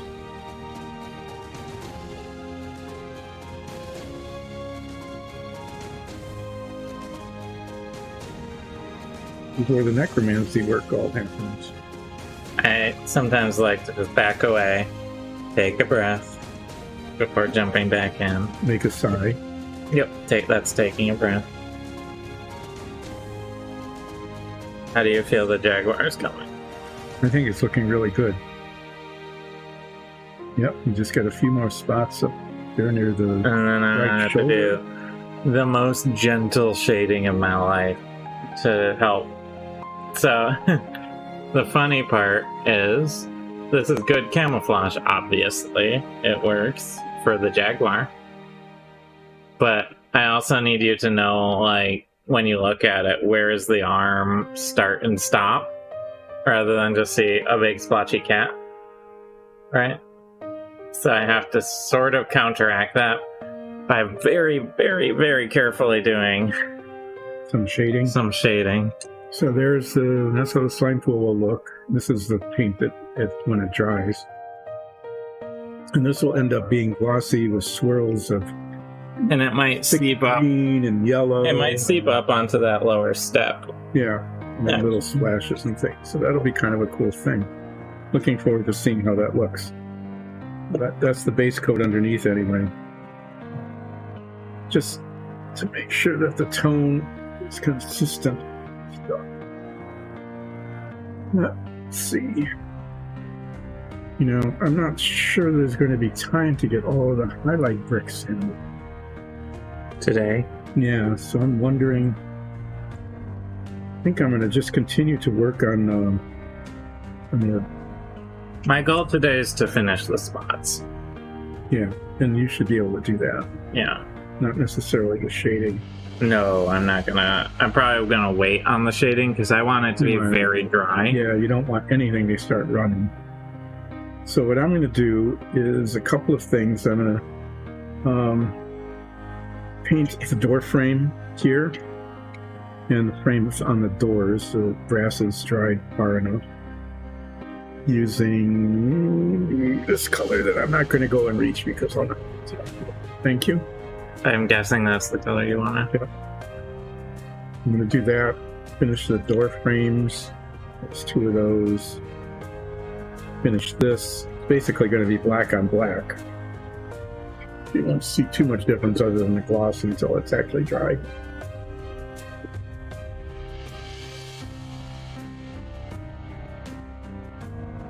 Then I'm going to paint the gold armor.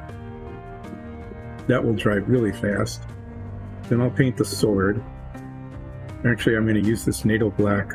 You probably can't see it, but underneath the sword there's a black area. It's essentially holding it up. I'm going to paint that the natal black as well.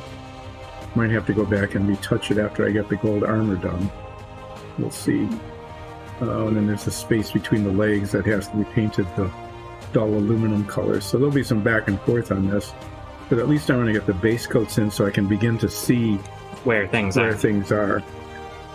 And define the spots. But first, door frames. And the lintel.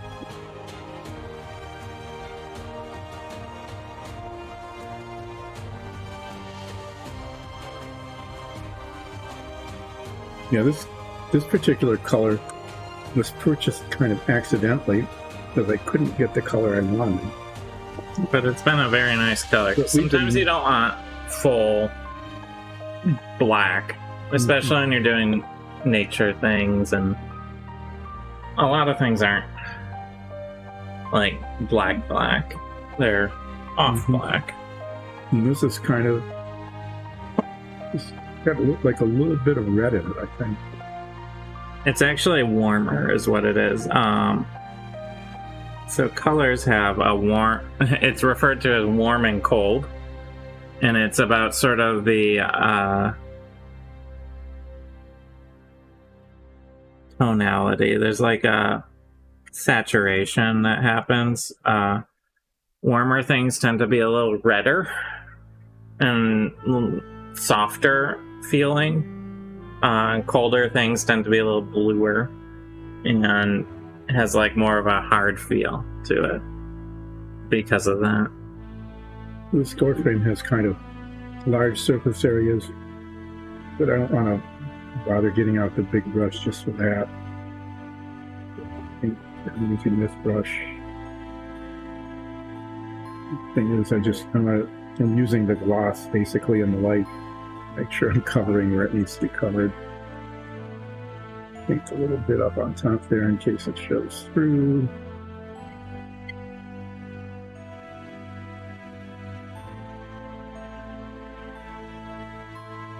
Quite sure how much of the seam, if anything, is going to show when you epoxy things together. These new prints are really nice. I used to do a lot more gluing.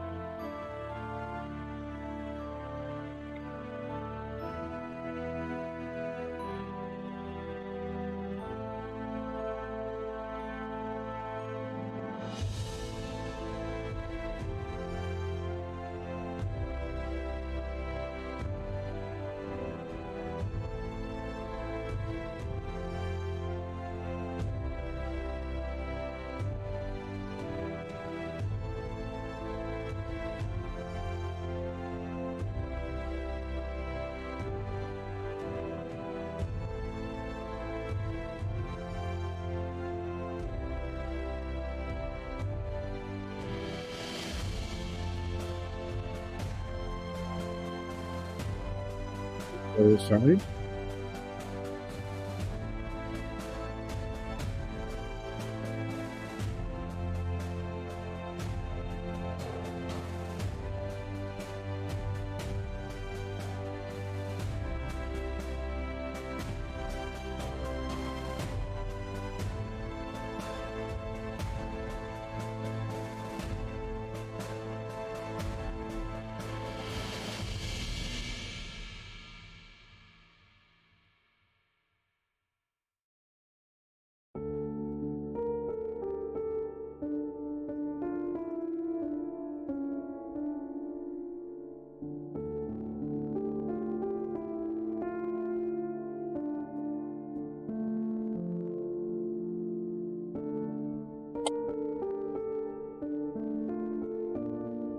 It's always funny when you don't have the face painted in, how like weird it looks, because you're like, oh, it's a Jaguar. Wait, what the? It's just this blob of nothing. Blob of nothing where the face will be. Yeah. You know, the same thing was true of the elk. Mm-hmm. And just putting little dots in for eyes and nose, highlighting the mouth. Did so much to change it. Mm-hmm.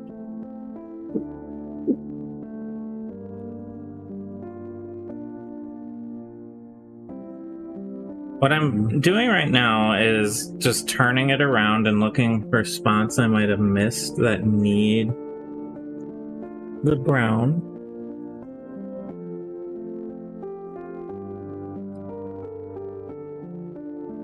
And there's one or two spots where I'm probably going to add in a little more black, where the brown maybe spread a little further. And I lost the black completely.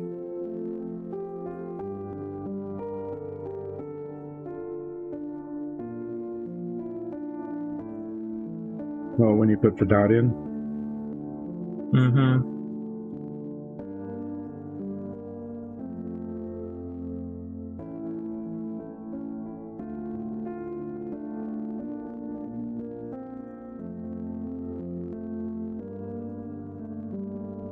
There's that. You can see it's a much nicer color than the black primer was. And what I'm going to be doing is painting the frames of these doors. Same color.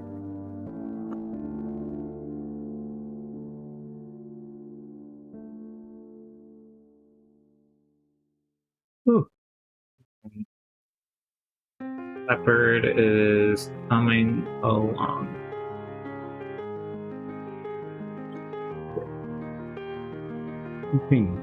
This paint tends to gum up really quickly.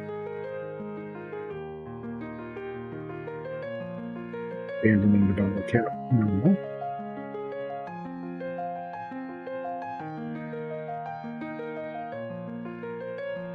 So, what I think I'm gonna do for the last bit of the day is get the spots finished and then do the face.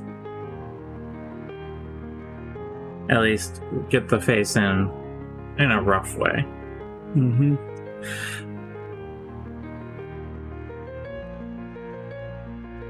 So, I'm just looking at the Jaguar. One thing I can say for sure is that it actually needs a little bit of this brown that I've been doing on the top of the nose. Like the bridge of the nose, I guess. Right along here. This needs to be darker.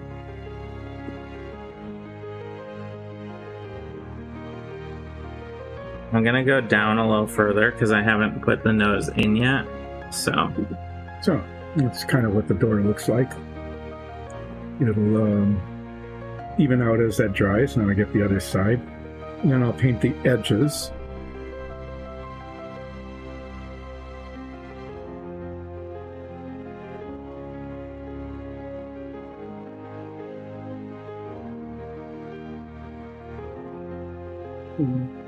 Will be done, and then I'll paint the lintel.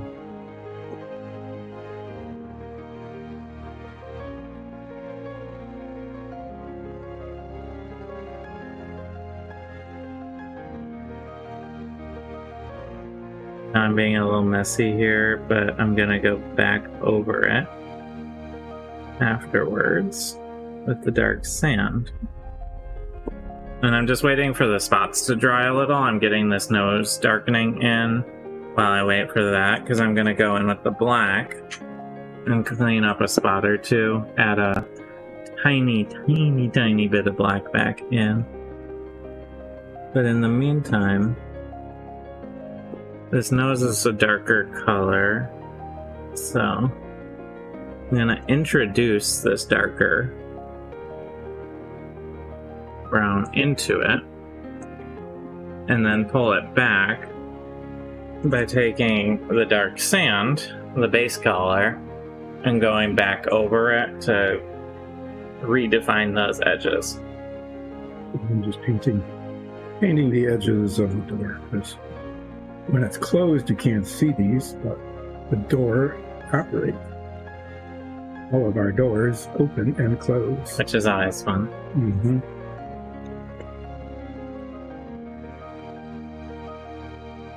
Sides do show. I'll also paint the bottom. Not because that should show, but, you know, just to finish the piece.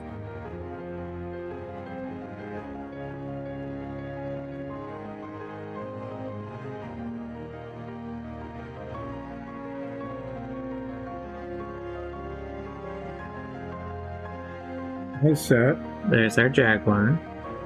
Yeah, the meowing's probably getting cut out by our filter, but one of our cats came to visit. So that's one door done. Got it there. Grab the other one. And these are on clips. They go into. Show you have this whole bunch of little alligator clips that hold the pieces while they're drying, but it's easier to hold it by the little toothpick here. This stage of painting.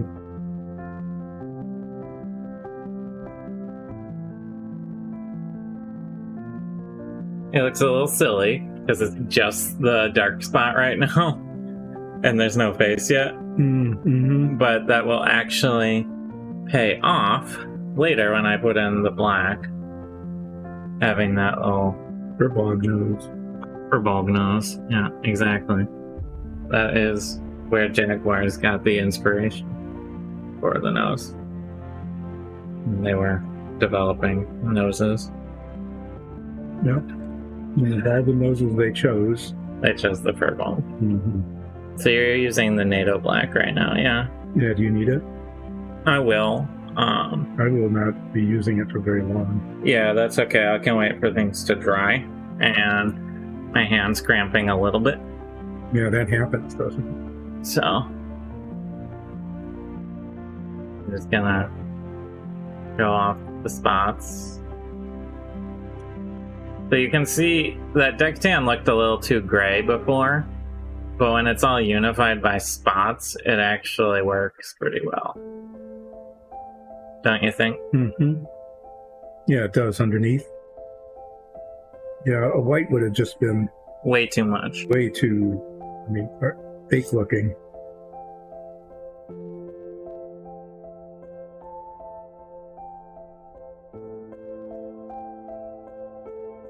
Yeah, so if you need this, after I finish painting this door, all I need to do is the lintel. Yeah, you're fine. I could just shake it up and And hand it back to me. and use the bottle. I really don't need much. Just the smallest, teeniest amounts.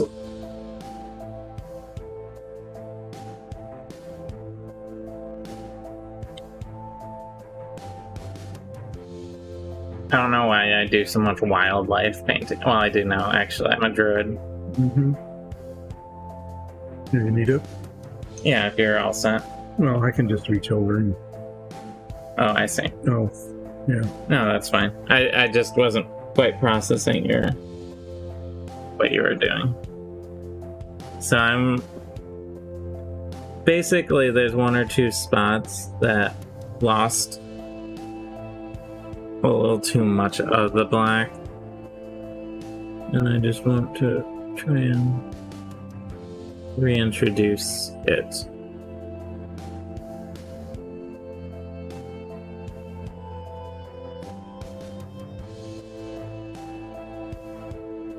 Most gentle, not messing up everything way possible.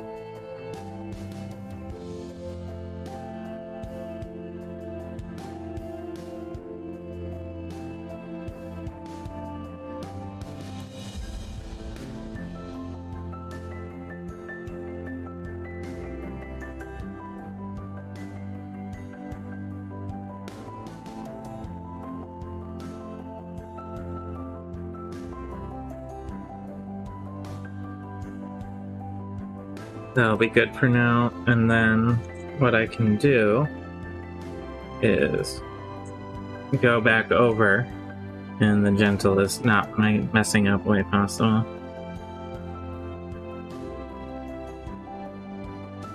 With the brown.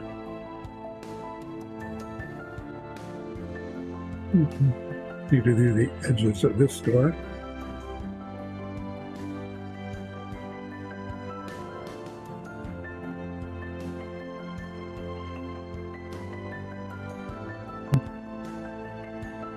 So, I'm gonna use the black again, actually, for the face. What I want, but I'm gonna take a second to observe the face. Jaguars have a very distinctive facial pattern to them, but what I need to do is put black in the eye sockets, where I'm gonna probably use a yellow or a light brown on top of that to create the eye itself, but I want to create that sort of cat eye definition of the black in there first. I'm going to want to put black along the lips because they have black lips, and up to the nose, just the front of the nose, and a little up the sides. And their eyes have like this, like where the tear duct is on humans, it comes down a little along the nose. Yeah, not quite like cheetah, but not quite that much, but a little bit. So the way I'm going to be accomplishing that here at the end is I'm going to be putting in the black as carefully as I can, knowing that it's going to be too much, and then I'm going to take the dark sand and parse it back to the thinness that I need. So you want the black now? If you are done with it. Yeah, what I'm going to do is shake it up again. Yeah, that would be good. And what I've got in the bottle cap will be fine. You just need to do the wrinkle. Gotcha. In fact, I'll even use the bigger brush on it. Because I think my spots are just about there. I'm happy with them, even if it with the spots had a few heartbreaking moments of having to restart things. Mix this up. Paint gets on the inside of the bottle cap, and that'll be just enough to paint that last lintel bit for the door frame. And I'll use this large brush to get it everywhere. Will be very quick. This paint, like I said, comes up in the bottle cap really fast, but this is a very quick job. Painting the top of this and then on the sides. So I don't necessarily want to spread it everywhere willy-nilly, but Nope, just maybe just willy or nilly, but not both. Yeah, sometimes I slip a little, but luckily I'm going over this face again, so I want to get the black in where the eyes are going to be, and then I'm gonna parse it back.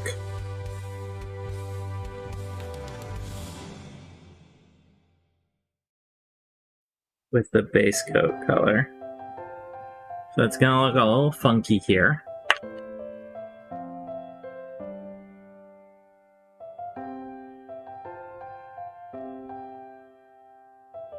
There. So I basically give it sunglasses. Grab one of these alligator clips. Zip it to the toothpick. Stick it in the really beat up board full of little holes to hold the alligator clips, and that's our color. So I know this looks a little funky as I'm putting it in. I'm well aware. So what I could be doing now, we got hardly any time left at all. What I promised to do.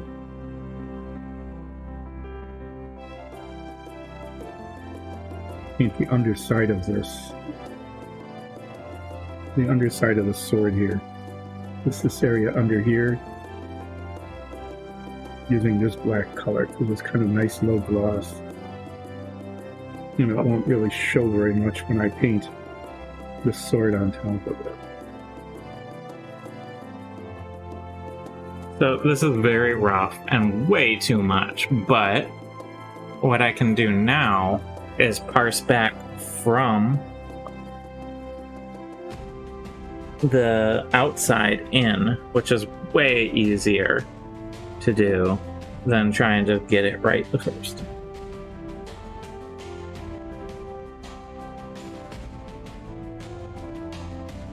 Gonna leave that be for a second while it dries. You have the camp. Yep. Almost done. I shouldn't need that for, hopefully. So that's way too much on the face here, obviously. But what you can do, ow, hurt your leg a little by flopping around. I can come back down on the nose. So this thing I'm painting is just the support for the sword, which is supposed to really not even show.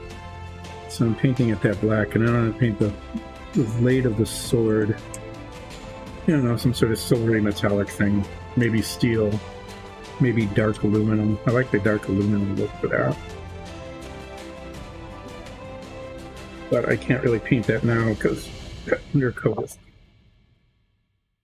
still wet. I think I'm pretty much done for the day here. Yeah?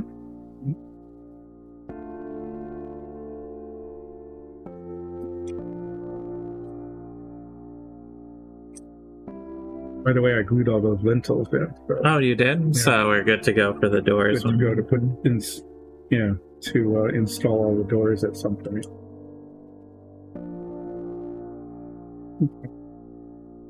So on this thing, what we've got to do yet, the doors are done, the lintels done,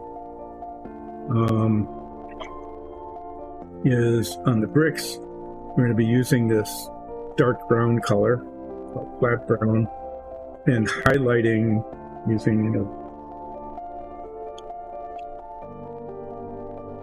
brush here, a little more bristle, highlighting anywhere from like 2 to 5 of these bricks on each wall, matching them up on either side, so that it gets rid of kind of just the uniform gray color. And as we said in the show before, if you were quarrying stone, you wouldn't go out of your way to find a different quarry, to find a totally different color. We tried it with subtle differences, like just a darker gray, like even that against that. And with the wash, it looks pretty realistic, but it doesn't look interesting. So what we'll be doing is, what I'll be doing, Nikki is painting a bear or a jaguar or a marmot or badger or whatever that thing is, that we don't know what it is. Alright, thank you, you. Alright, so now... So I'll be doing that at the start of next show, which is Friday, isn't it? Friday, and we're back to our normal time, 10 a.m. Eastern to 2 p.m. Eastern. Sorry, I'm doing a delicate face here. So I'll be doing that, and then we'll be working on the sarcophagus, which I guess is going to be basically lead. We have a nice dull aluminum color, which looks leady. So I'll paint the armor gold, paint the sword, retouch up everything that needs to be touched up if necessary, and then decide how we're going to make the relief, the really nice relief on the sides of this stand out. When it was made, it probably was all lead. And these might have been painted. I mean, not, just like that might have been painted brown with a golden wing or something. You never know. These little vines might have been painted green. But it also would have aged over time. It would have aged over time and been flaking off. I don't know. We'll play around with this. This is an accent piece. And Nikki will be, after we get the highlights of all the bricks put in, Washing. washing the walls and the floors, and then making the gross pool. Mm-hmm. Look at that. There's a spot that didn't get any paint on it at all. That should have the backside of a bubble.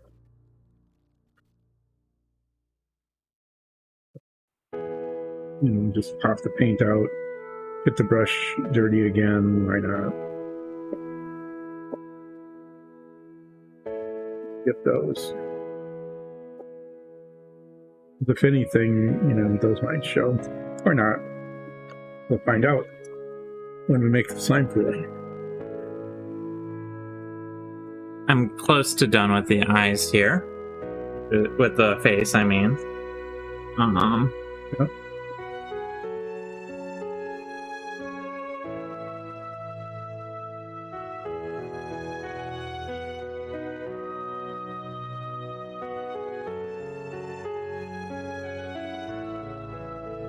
Ooh. That looks really good. You got the mouth and the eyes really nailed. So the eyes now just need the color. Like the pupil color? The iris color. Yeah, yeah, that's kind of an orangey yellow. Well, it is orangey yellow. I was wondering if we should go with like green though. Yeah, why not? Like an emerald green. Do we have like a good emerald green? Yeah, like the gloss green is really good. The dark green is really good. The gloss might... maybe something on the brighter side so it shows up against the black. Like a sick green. Well, the sick green, yeah. They're just going to be little teeny dots, so you kind of need that brightness. And I'm looking, and there's a little spot on this. If you don't mind getting finding the sick green while I clean up.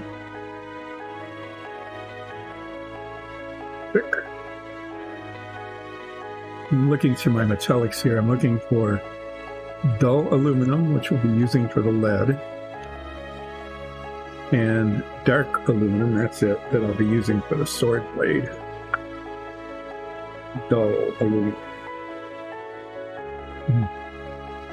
Which gives it a decent metallic color without being glossy. I've tried it on the egg that I did before. It didn't look very good there, but worked really well.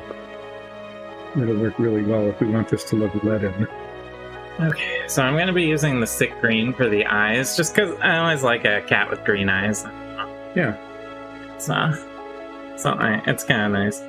So I'm just going to try and get like a half drop.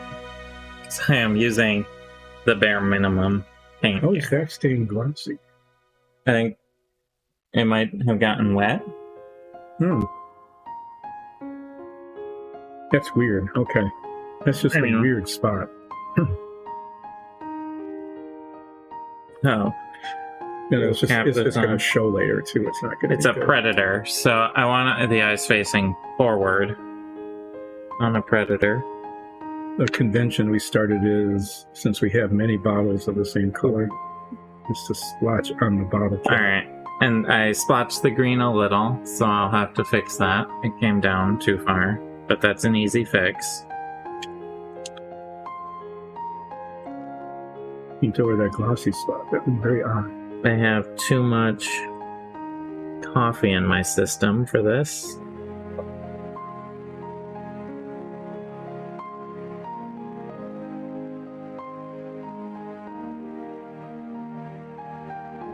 That eye turned out better. So, now all I need to do is clean up the eye I messed up a little. You need the black again? No, actually, I'm going to use the sand. Because it went down, not up. Oh, okay. So there.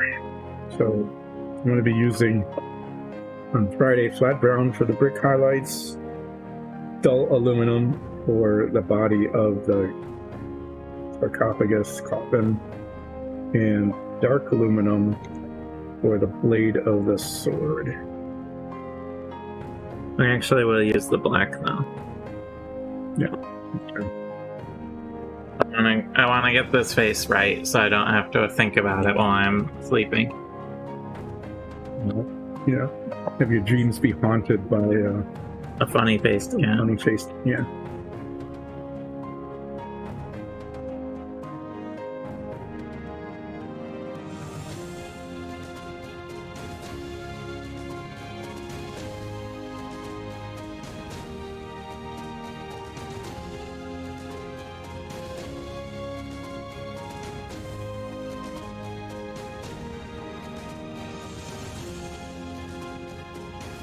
Overdoing it on the top here, and then I can bring it in again with the sand.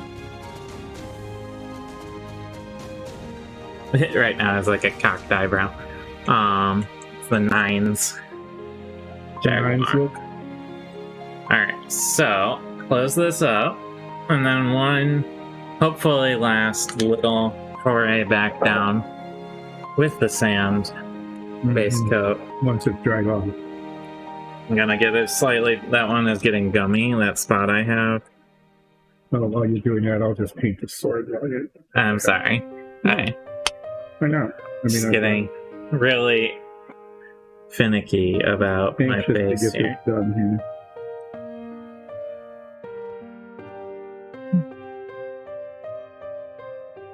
It's taking tiny bits of paint. Painting sword blade. It's dark aluminum. The dark aluminum is fairly dark, but doesn't have as much black pigment as the steel.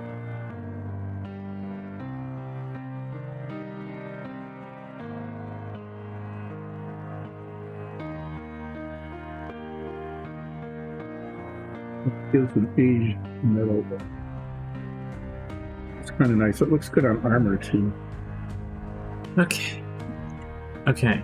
I think it's okay.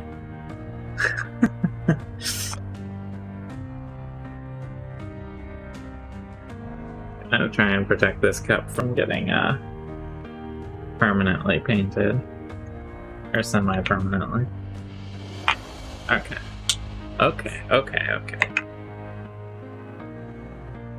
Oh yeah. Oh, that was bad. I managed to get it all over the black underneath, which is exactly what I didn't want to do. Now, hang on again, but I'm going to let that change. Alright, so I think the only thing left on this leopard is a whole lot of very delicate shading. Yeah, you want to be hyper cautious, right? Let's see if I can... Do you mind if I switch it to the solo stream so I can get a close-up on the face? Yeah, basically all I'm doing here is cleaning a brush. Focus.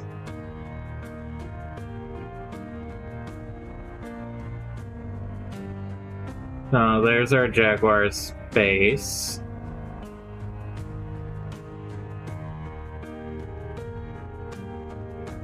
And shading. Full rotation of the pre-shaded Jaguar. I think it looks okay. Yeah, looks good. I think one small change I need to make. Do you have that black? Yeah. I thinned its bottom lip too much. They have a very droopy, face. And on the bottom lip, and he looks like his mouth's a little like, you know.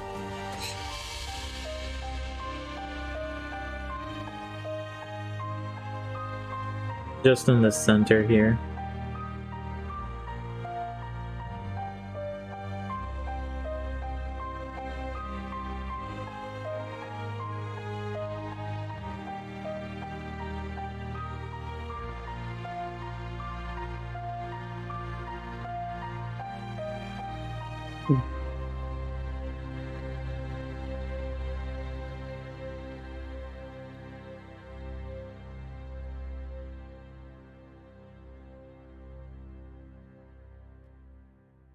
Okay.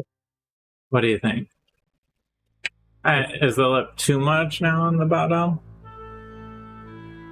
Because they have that, like, jowly... No, actually, that looks good. They do have the jowl hangs down quite a lot.